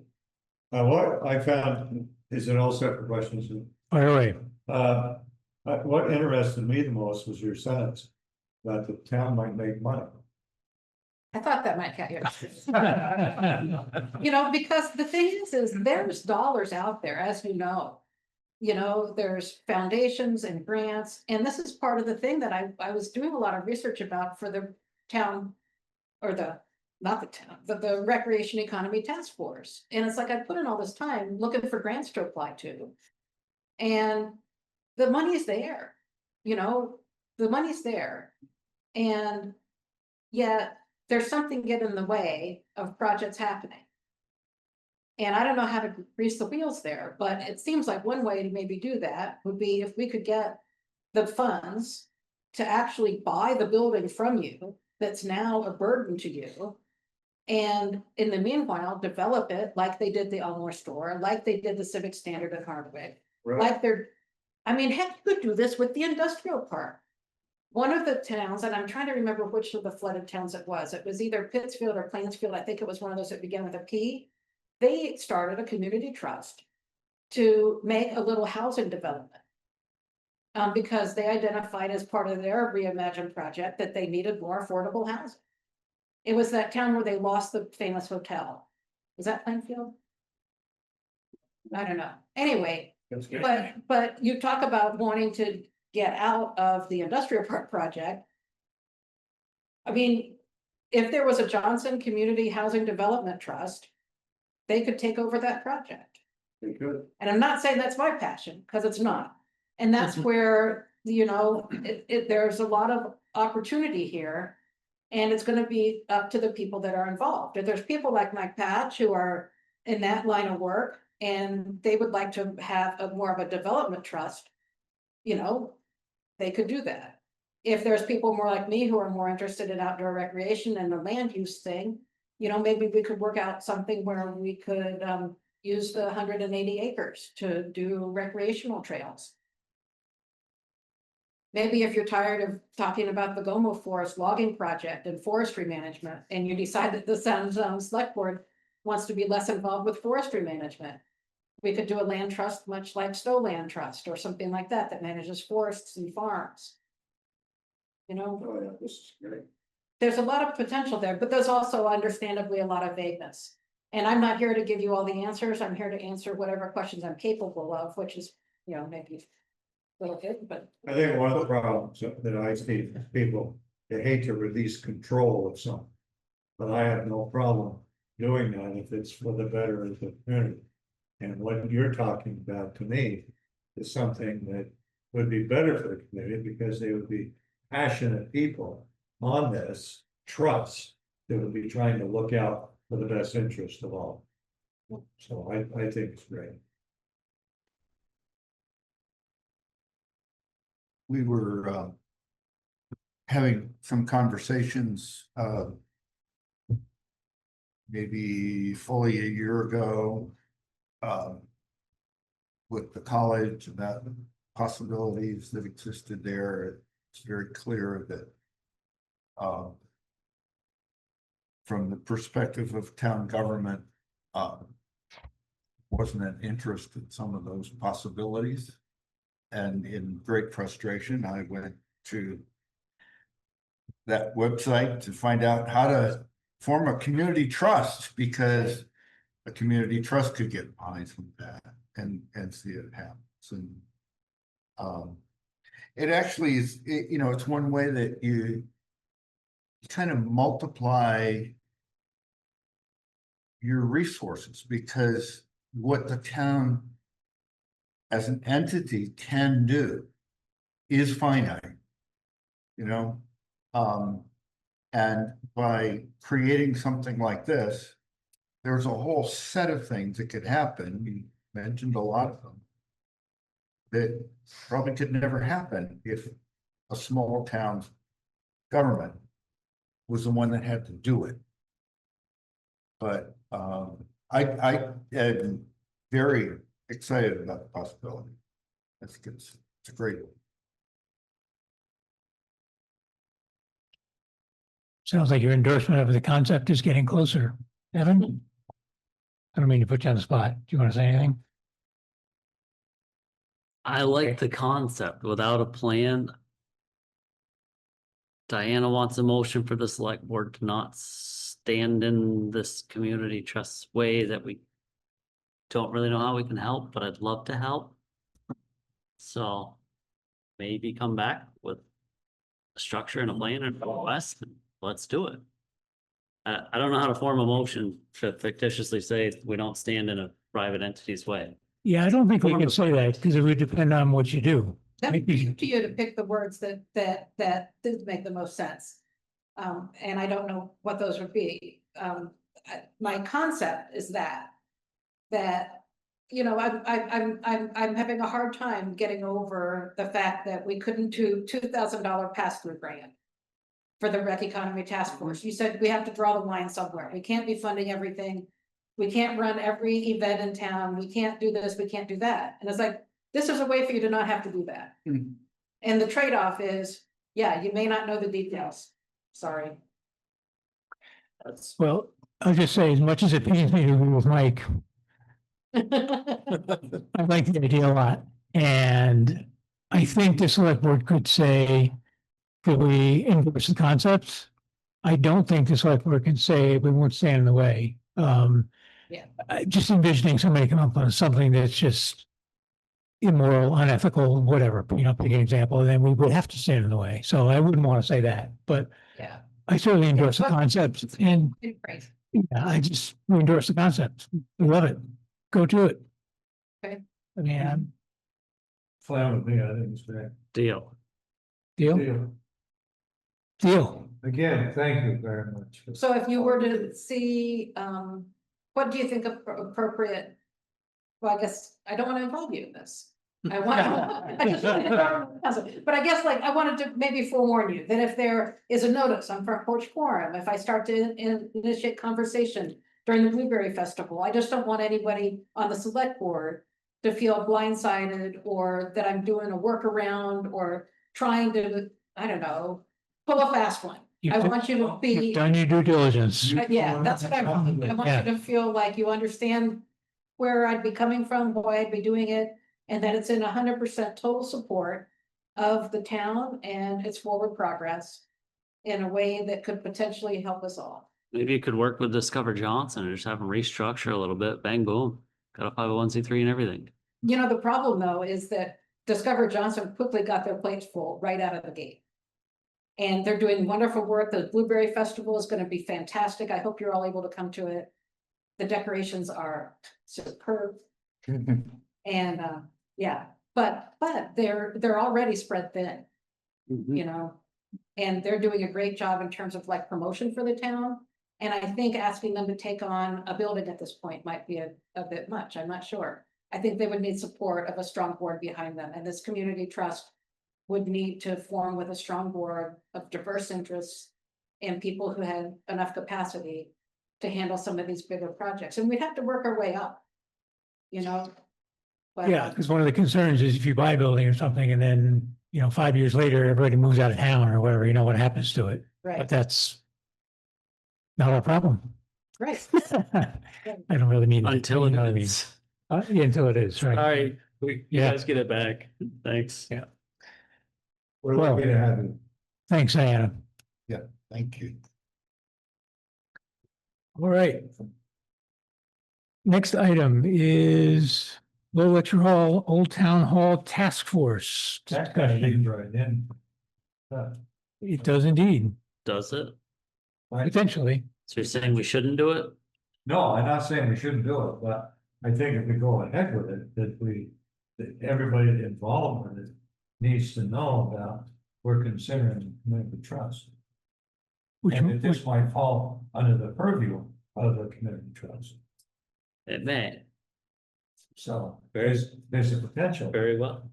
for that. it might very well. We'd have to sell a building to a trust or lease it or do something. The task force itself, I mean, could act as an intermediate, between the town and the community trust.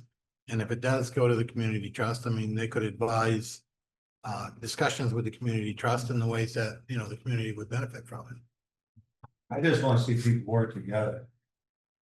Sometimes people, if they're in some kind of a task force and then they feel somebody else is gonna step on their toes or whatever. I just want a smooth transition. Yeah, And I think everybody should know ahead of time that we are talking about this. If we're gonna get members of Are, this task force. right. are we talking about Low Lecture Hall? But it may or may not, You said rec was your primary focus. My dream would be to turn Low Lecture Hall into a community center. Okay, Is that gonna be shared by other founding members of the community trust? I don't know, but I sure. Fair hope enough. it is. I sure hope it is. about the Low Lecture Hall Task Force topic. I mean, I did do some thinking about this and I love the idea of a task force. Back when we acquired it, the conversations to me sounded more in line with like those Legion field hearings that we did. Is there a way we could get a grant for a planner, Du Bois and King, other firm to come in and kind of facilitate a community conversation to somewhat not trying to get in the way, but structure the task force a little bit, because if I know the whole community doesn't attend those planning meetings, but maybe if we get the planning commission and some community buy-in, if the community as a whole said, no, we don't want this in there, we shouldn't be forming a task force without saying, we went to the community and the community said, don't do this. I Yeah, think there's money available through the Preservation Trust to do that, to help in that kind of way. I think, and I would guess PCRD probably does money as well for the same sort of thing. I'm not anti-task force, but am I getting the point across? Yeah, I think my question is our process, are we forming a task force and saying, go figure out something with electoral, or are we involving the committee? Or involving the community rather, to get input and have a discussion and then see what percolates out and have a task force formed from that. because Well, could the task force itself, one of their responsibilities be to organize that meeting? Well, that's kind of what I'm asking, I guess. It's is it chicken or egg? What comes first kind of thing? I say egg. Community meetings, the people that are interested with some guidelines, and then you can form a committee. A task force. Yeah, legally, there is no such thing as a task force. We've been informed, so we're using that loosely, I guess. I would rather see community meetings. task force come out of that. You get the community to say, here's what it could be, the task force could actually dive into each plan or committee. Say, here are the pros and cons. It may be that out of that community conversation, a task force needs to do some refinement of what comes out of that. You know, I think it's a good idea to start with the community conversation. I'm just thinking.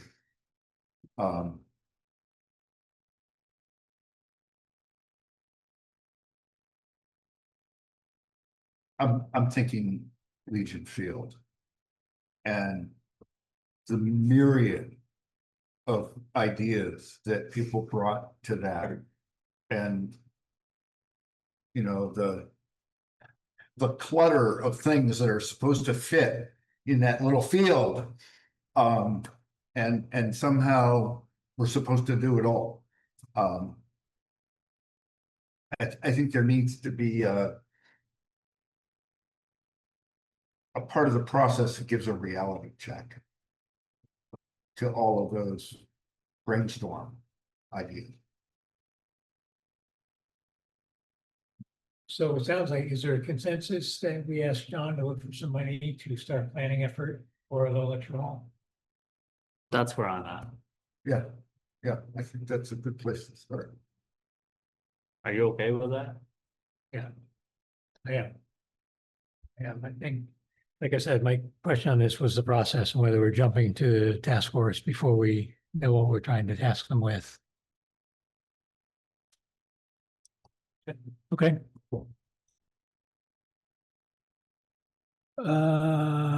Okay, 14, Public Works Insulation bids opening, bid We openings. have none. Are they in here? We have none. We've none, We we didn't get any. advertised, no, we advertised, we put it out in the They were due community, last Friday, right? and. Motion to last reject Friday. all. We have none. Motion to So- reject all bids. Mission to accept all that received. Same Yeah. thing? I'd like to put it back out to bid. Go ahead. Yeah, please do. Good with me. Did, Wow. were there any mailers to like contractors that could be? No, but I'm gonna do some more. We used paper, we used Yeah, local we resources. could get a hold of like NP or Bugby or some other. Who did? Who did Lois, do building you up? remember who did the Historical Society building at the Holcomb House? Mike, do you remember who did the Holcomb House installation? No, we got a quote from Bugby. But we also got a quote from They somebody never- else. They never did, because Right. it was insulation and wall. There were two bids. There was one for 1,400, right, and one for like 800 Yeah. or something. Could you possibly look back and just see if Yeah. we I- could, I could see if I you can. know, extend a letter? Yeah, get some contact information. Appreciate In the it. Village Garage, didn't they just do insulation?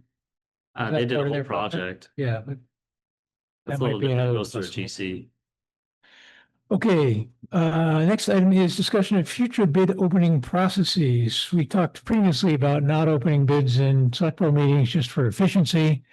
The idea would be to have the board authorize John with a witness, to open bids, record the, total bid, any line items, identify any questions that need to be answered, and then bring the results to the board so that we have something to look at. Because we've had several examples where we've opened bids and couldn't do anything because we had questions or, you know, things were unanswered or all the items weren't fulfilled and so forth. So that's the genesis of this. Happy to come up with better solutions, but Do you have That's a what- blanket motion? Or do you want to just change the procurement policy to spell it out? We can rubber stamp it. That's probably the best way to do it. I think just changing the procurement policy is the simplest, but I love it. yeah, Change it. To start with the second sentence in that paragraph. Yeah, I do think that we'd still have to make them like publicly read or something, but Yeah. I mean, you know, they could be. yell it out in the office. Well, they could be read and then have a witness. Well, they have to- We yeah. would have, we would have the timing of the opening as part of the. Yeah, that's gotta be public. It's gotta be announced and it's gotta be recorded. and It's gotta be, you know, Anybody there that wanted to attend could attend. we could put the results on the website or whatever. It's kind of, I yeah. liked Carl's when we did the tree clearing, not like develop your own form what works. That worked good for me because it was has insurance, provided this, provided that, check. Here's the number for the project. Yep. Dumb people like me can just see it quickly. Okay, Okay, we're good. Procurement policy. Me, RERC grant proposal update. procurement. That's just an update that the RERC grant proposal was submitted. It was received and it was submitted on time. Thank you. So backing up one, John will work together on revising the procurement policy to get that in line. Okay. Monroe Brook requests. This is a request for right away. John? fire away. Yeah, this was delivered to me prior to the meeting with the village. We talked a little bit about it. But there was a mention that the board had not had enough time to review it, so I put the copy of his request in the packet and along with a map with what he wanted to do and just see if the board wanted to consider it, table it, or what their thoughts were. He's got a piece of property that right now he's accessing off French Hill Road. He's like to do a sugar operation and he'd like to access it somewhere closer to the food pantry, which means he would need a right of way across town property. He also mentioned in his letter that he'd like to subdivide part of his property and possibly that right of way would then become access to it. But either way, he'd be looking to come across town village property to access it. And the village has previously said that they would be willing to do that at whatever, what they define as market rates, whatever that They means. consider it. That's the property where the food shelf is. Yes. Right. Okay. Speaking of community trust, why don't we find a way to have the food shelf take that building over from the town and the village, and we can wash our hands with the whole thing? I don't think it's a bad idea at all. I was down there this weekend and I think it needs somebody's attention and it's not getting it from us, that's for sure. In that way, we could, down the village could give it. Makes us off the hook for everything. Well, okay, but let's stay on topic here for the moment. My understanding is that the folks from Food Shelf would like to come to the next meeting.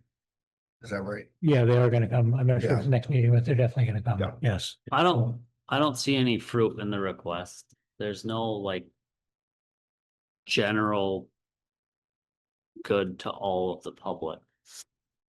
And it sets a precedent. We are talking about a right of way with the Green Mountain Club for the long trail through another piece of property, and that as well documented trail use. Good to anybody from the public can access it at any time, except for when it's closed in the spring. This This would be for private. is for a private property that I just don't see general public good for. We do that. And it potentially complicates discussions about dividing property, doesn't it? With Right. And the food shelf property, did I see in the trustees minutes that they determined that is part of the 180 acre parcel? Yes. I think that is part of the same parcel the Public Works garage is on, and that's all part of the 180. So it's also a part of the brownfields designation. Right. So I think there's a lot of complications to giving somebody a right of way through that. You hear a motion Motion to what? Reject it? to? We've been asked to make a decision on a right of way request. I mean, I don't want to just close the door on the trustees. Fictitiously, I don't see the point. So do you want to table it? So what do you want to I do? think we should make a motion to table. Make a motion to table it? Okay, go ahead. Somebody, Peter's gonna second it. second, So motion to table, is that what I'm hearing? Mike, Yes, I think. okay, and a second, further discussion? All those in favor? Aye. Sure, why not? Okay, the ayes have it, tabled. I guess I would ask what we're tabling it for and what's the next step? Just to not, Why do you have to ask questions? just to not make a decision? Well, let's decide what we're gonna do with the food shelf. Okay, fair enough. Then we can move forward. Okay, next item is on-call pay. Evan, I believe you brought this one up. I did. Fire away. Well, it came to my attention that the person filling in for the public works foreman either wasn't marking it down or wasn't receiving pay for being on call. And he was on call for the past 8 weeks, so I'm gonna make it quick and we can ask questions. I motion to retroactively pay 8 weeks of on-call pay to the stand-in public works foreman. Second. All right, now ask questions. Questions. This is union business. This should be brought forth by the business agent, not just somebody calling the select board. Well, maybe This is union. maybe the business agent is the person that's carrying the pager. Or no, not the business agent, No. the shop steward, whatever. Shop steward. We owe it. I feel it. Mhm. That's my motion. And I We second have a it. motion and a second. Is there comment? Union process, go through the steps.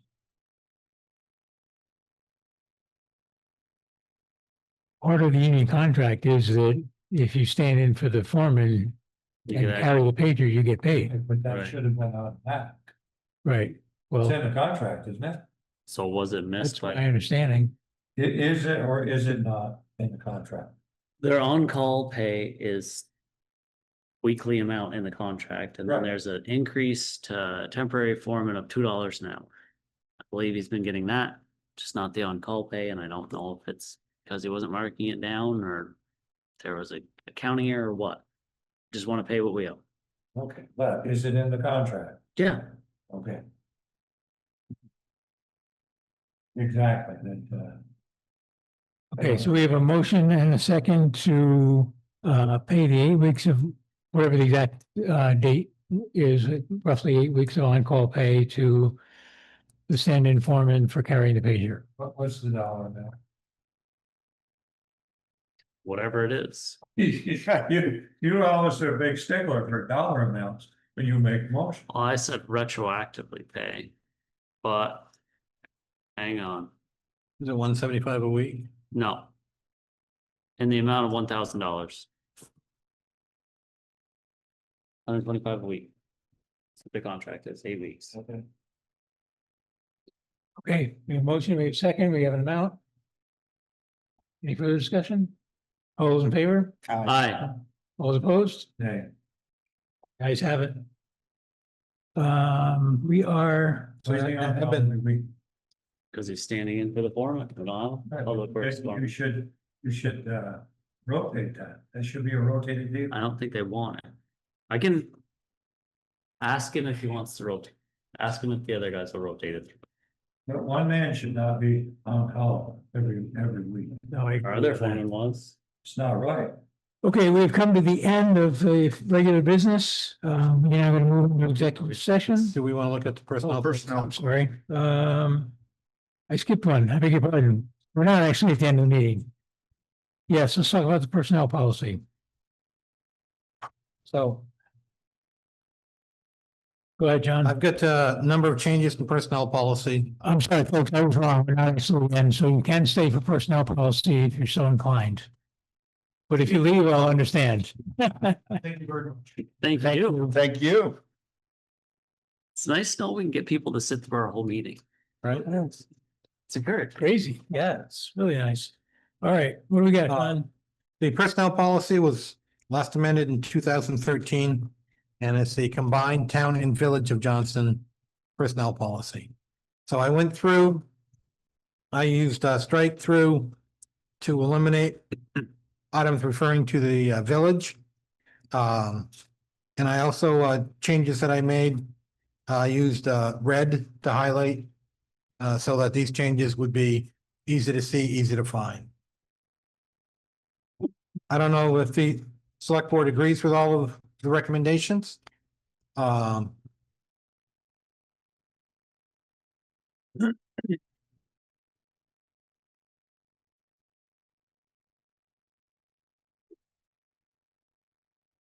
Bless Bless you. you.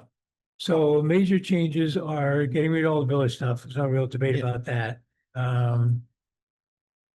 I had a question on page 5. This is section 3 administration. Top of page 5 is item C. I just couldn't quite follow. For municipal office personnel, the department head shall be the town clerk and dash the town administrator. What does that mean? Was town clerk supposed to be crossed out? Well, for the town clerk, where that was a new position. I think my understanding was the town clerk was going to report to the town administrator, but the town treasurer was going to continue to report to the select board. We could change the wording. Yes, that correct. What's that? Yes, that correct. Yeah, but that's not what this says, is it? Okay, I'm just confused as to the wording. yeah. Which page are you on? I remember being. 5. Yeah, I remember being slightly confused on one of the pages too. So how are we changing that? Just make the wording a little more clear. We just simply say the town clerk reports to the town administrator. The treasurer reports to the select board. Anybody getting chilly in here? Yeah, reasons. I was thinking about suggesting.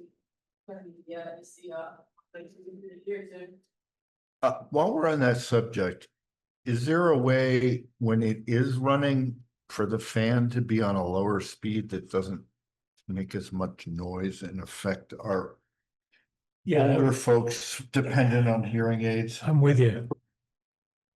You don't use hearing aids, do you? I don't, but it's hard to hear when you got a racket in the background and somebody's talking quietly over there and you're like, what?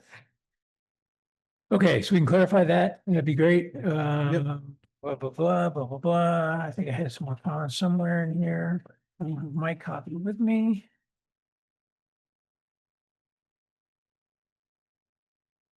If you don't want to approve everything tonight, that's fine. Just kind of, I can go through and start making some changes and then, present it to the next select board meeting. I mean, page 13. We made quite a few changes. Yeah, you were on, singing I up guess, the for gratuities. business courtesies. You check the spelling. Okay. Yeah.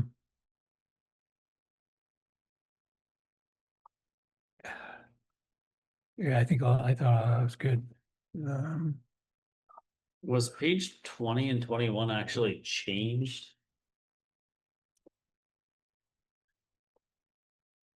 Yeah, the chart. Yeah, Well, if you look at the chart, the hours accrued, including 16 hours for the 2 floating holidays. okay, So I took the 16 hours off and then just redid all of the okay. numbers based on that. It makes sense why they were all shifted by 16. I was kind of looking at that. Yeah, I saw the changes too and didn't know where they came from. Yeah, it was for the 2 floating holidays. Okay. And I think the holidays, I got them all. You're going, it only means all I want.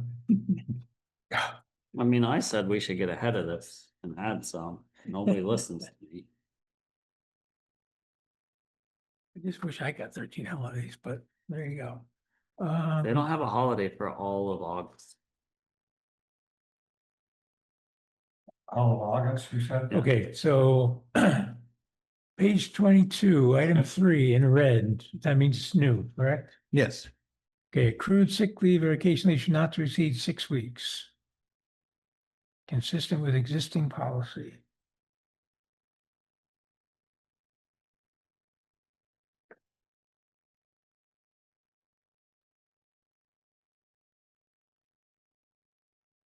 Is that what it is currently, 6 weeks? Or is that a new number?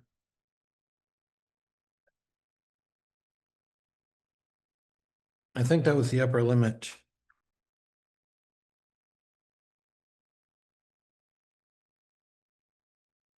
That's, Yeah, that's That was part of the conversation to try to limit. I thought he said it was one, we were talking about carryover, right? Yeah, At the end of the year, but right. so is this, sorry, accrued sick leave, vacation leave, not to exceed 6 weeks, consistent with the existing policy, may be used by the employee during parental or family leave. Is this paragraph aimed at parental and family leave, or is it aimed at just in general, how much time you can accrue? I think it was total time. But I'll take a look at the Family Leave Act. Okay, because I think we had talked about limiting the CTO accrual Yes. to 1 times the annual, Yep. you know, at the, Yeah, that's in here. where is that? I would think you should be able to use sick leave during parental or family leave. Oh, Sick Well, time is for being sick. but it's not, we don't have sick time. We have CTO, it's combined time off. So Right. it's personal, sick, whatever. That's a problem right there. Well, It should be designated sick time, not be CTO credit. So there was a question about the number of hours the employees had, and Susan ran me up a list as of June 10th, or July 10th, excuse me. I'll pass that around. And based on this, the only person right now who I believe is accumulating sick time is Brian. Everybody else is within there.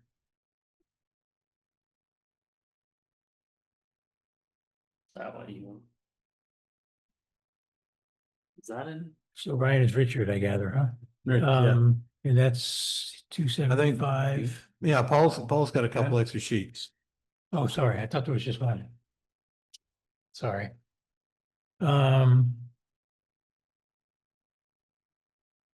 So what Lydia said earlier was what, it's like $20,000 or something?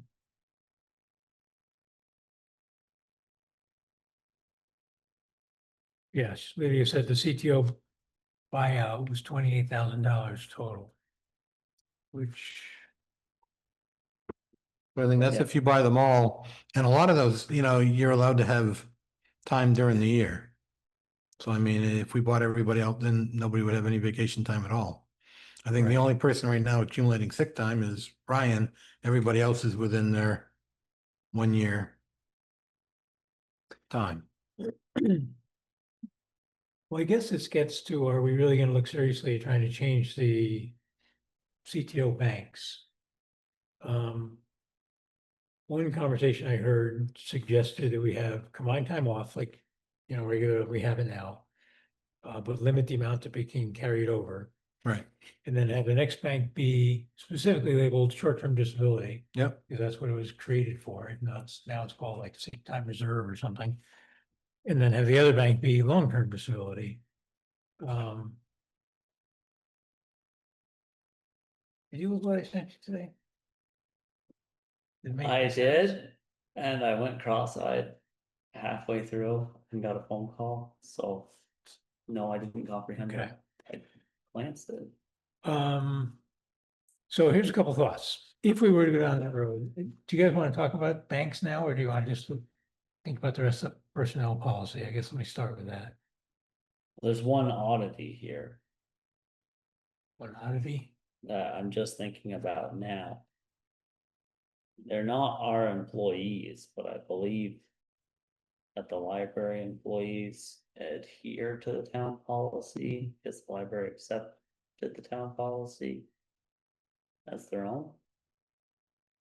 It might be a good idea to just let them know we're making personnel policy changes. They don't have to accept our new version. Right. But you know, we have. Well, if we do change it, we should certainly make sure they're aware. Yeah, Yeah, okay. They expected us to bail them out, they need to follow our policies. they're not our employees. Okay, so back to my question. Do we want to talk about the CTO banks tonight, or do we want to concentrate on the rest of the personnel policy? Why don't we finish up the personnel policy? Okay, If everything else was done with the banks. I think pretty much, yeah. I don't see anything else that I got any concern about. That was a leading question, because you're already back to the banks, aren't you? Well, I think this item 3 kind of gets in, it's in red. We need to kind of nail that down. But we do need to get rid of these banks at some time. You mean the accrued sick leave or vacation leave not to exceed 6 weeks? I think everything else, nice job, John. I like it. Yeah. I think it's great.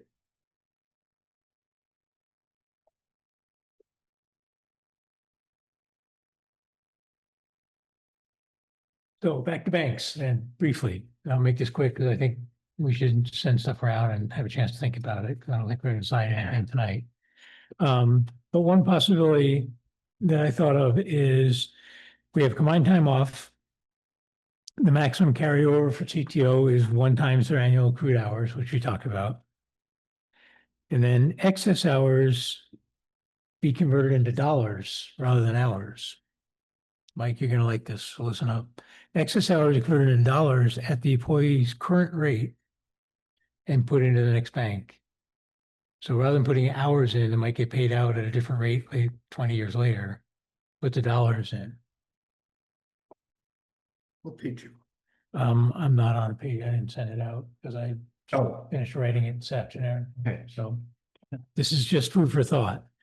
So that's one possibility is bank dollars rather than hours.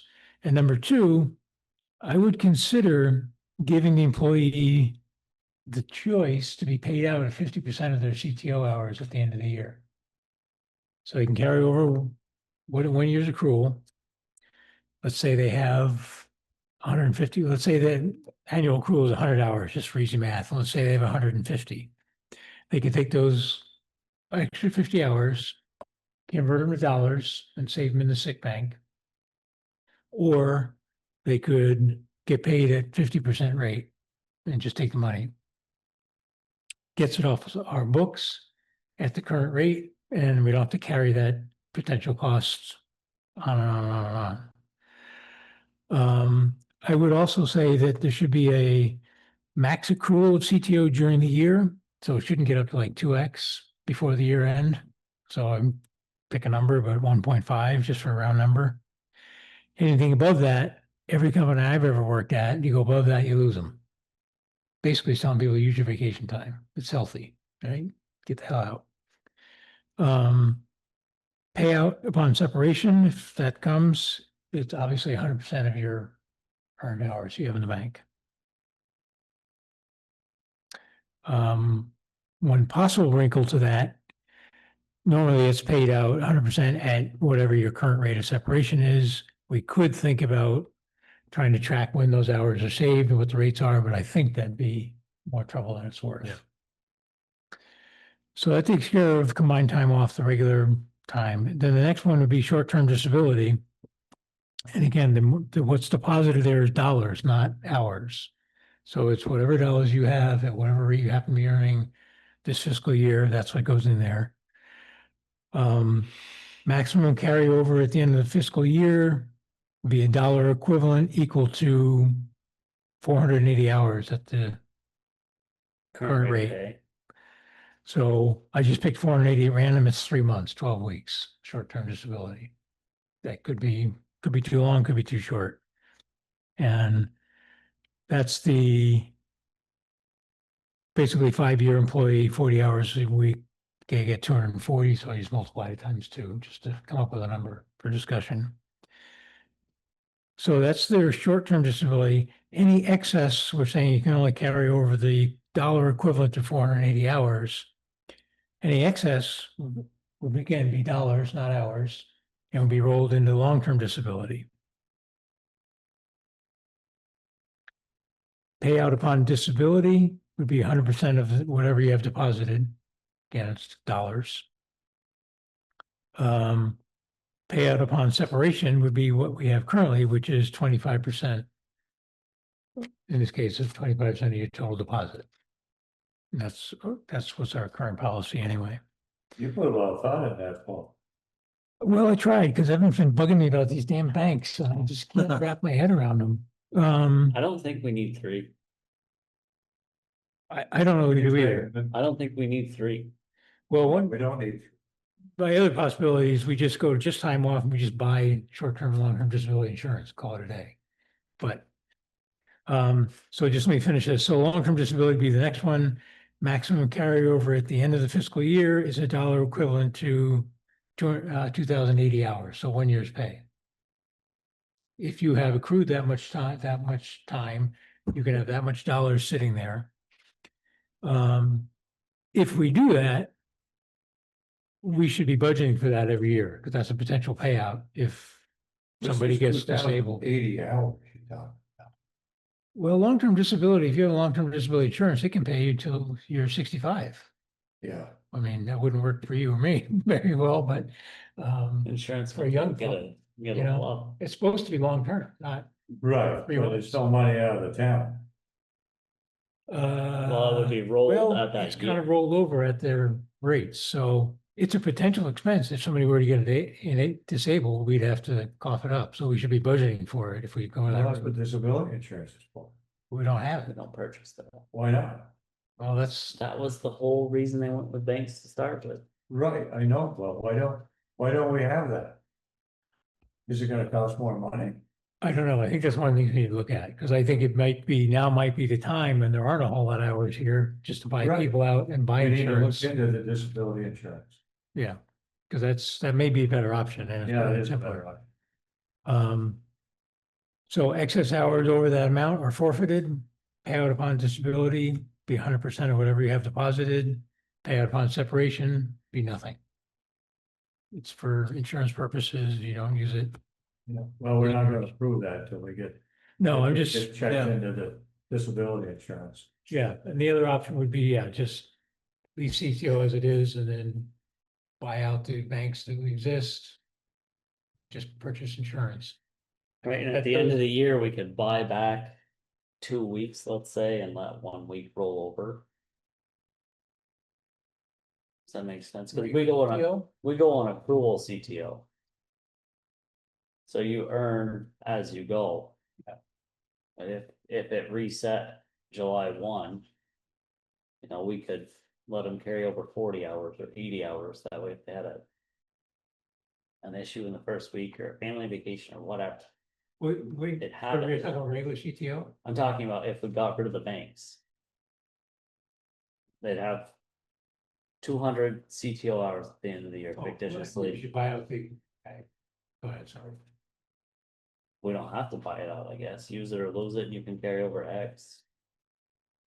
Buying it out is an option. Yeah, I guess we'd have to buy out, if we're saying we're capping it at one time your annual accrual rate. If they currently have something over that, we have to buy that out, to be fair. Right. You'd have to buy them out of the current policy. So we wouldn't new buy, policy. we'd buy them out to zero. Would be different. No, I was saying we could buy them to whatever cap there is, because they're gonna keep earning Yeah, from day one. Right. right. I think we only got one employee that is beyond what their 1 year cap is. Yeah. Maybe Susan's gotta be close. She's got the years.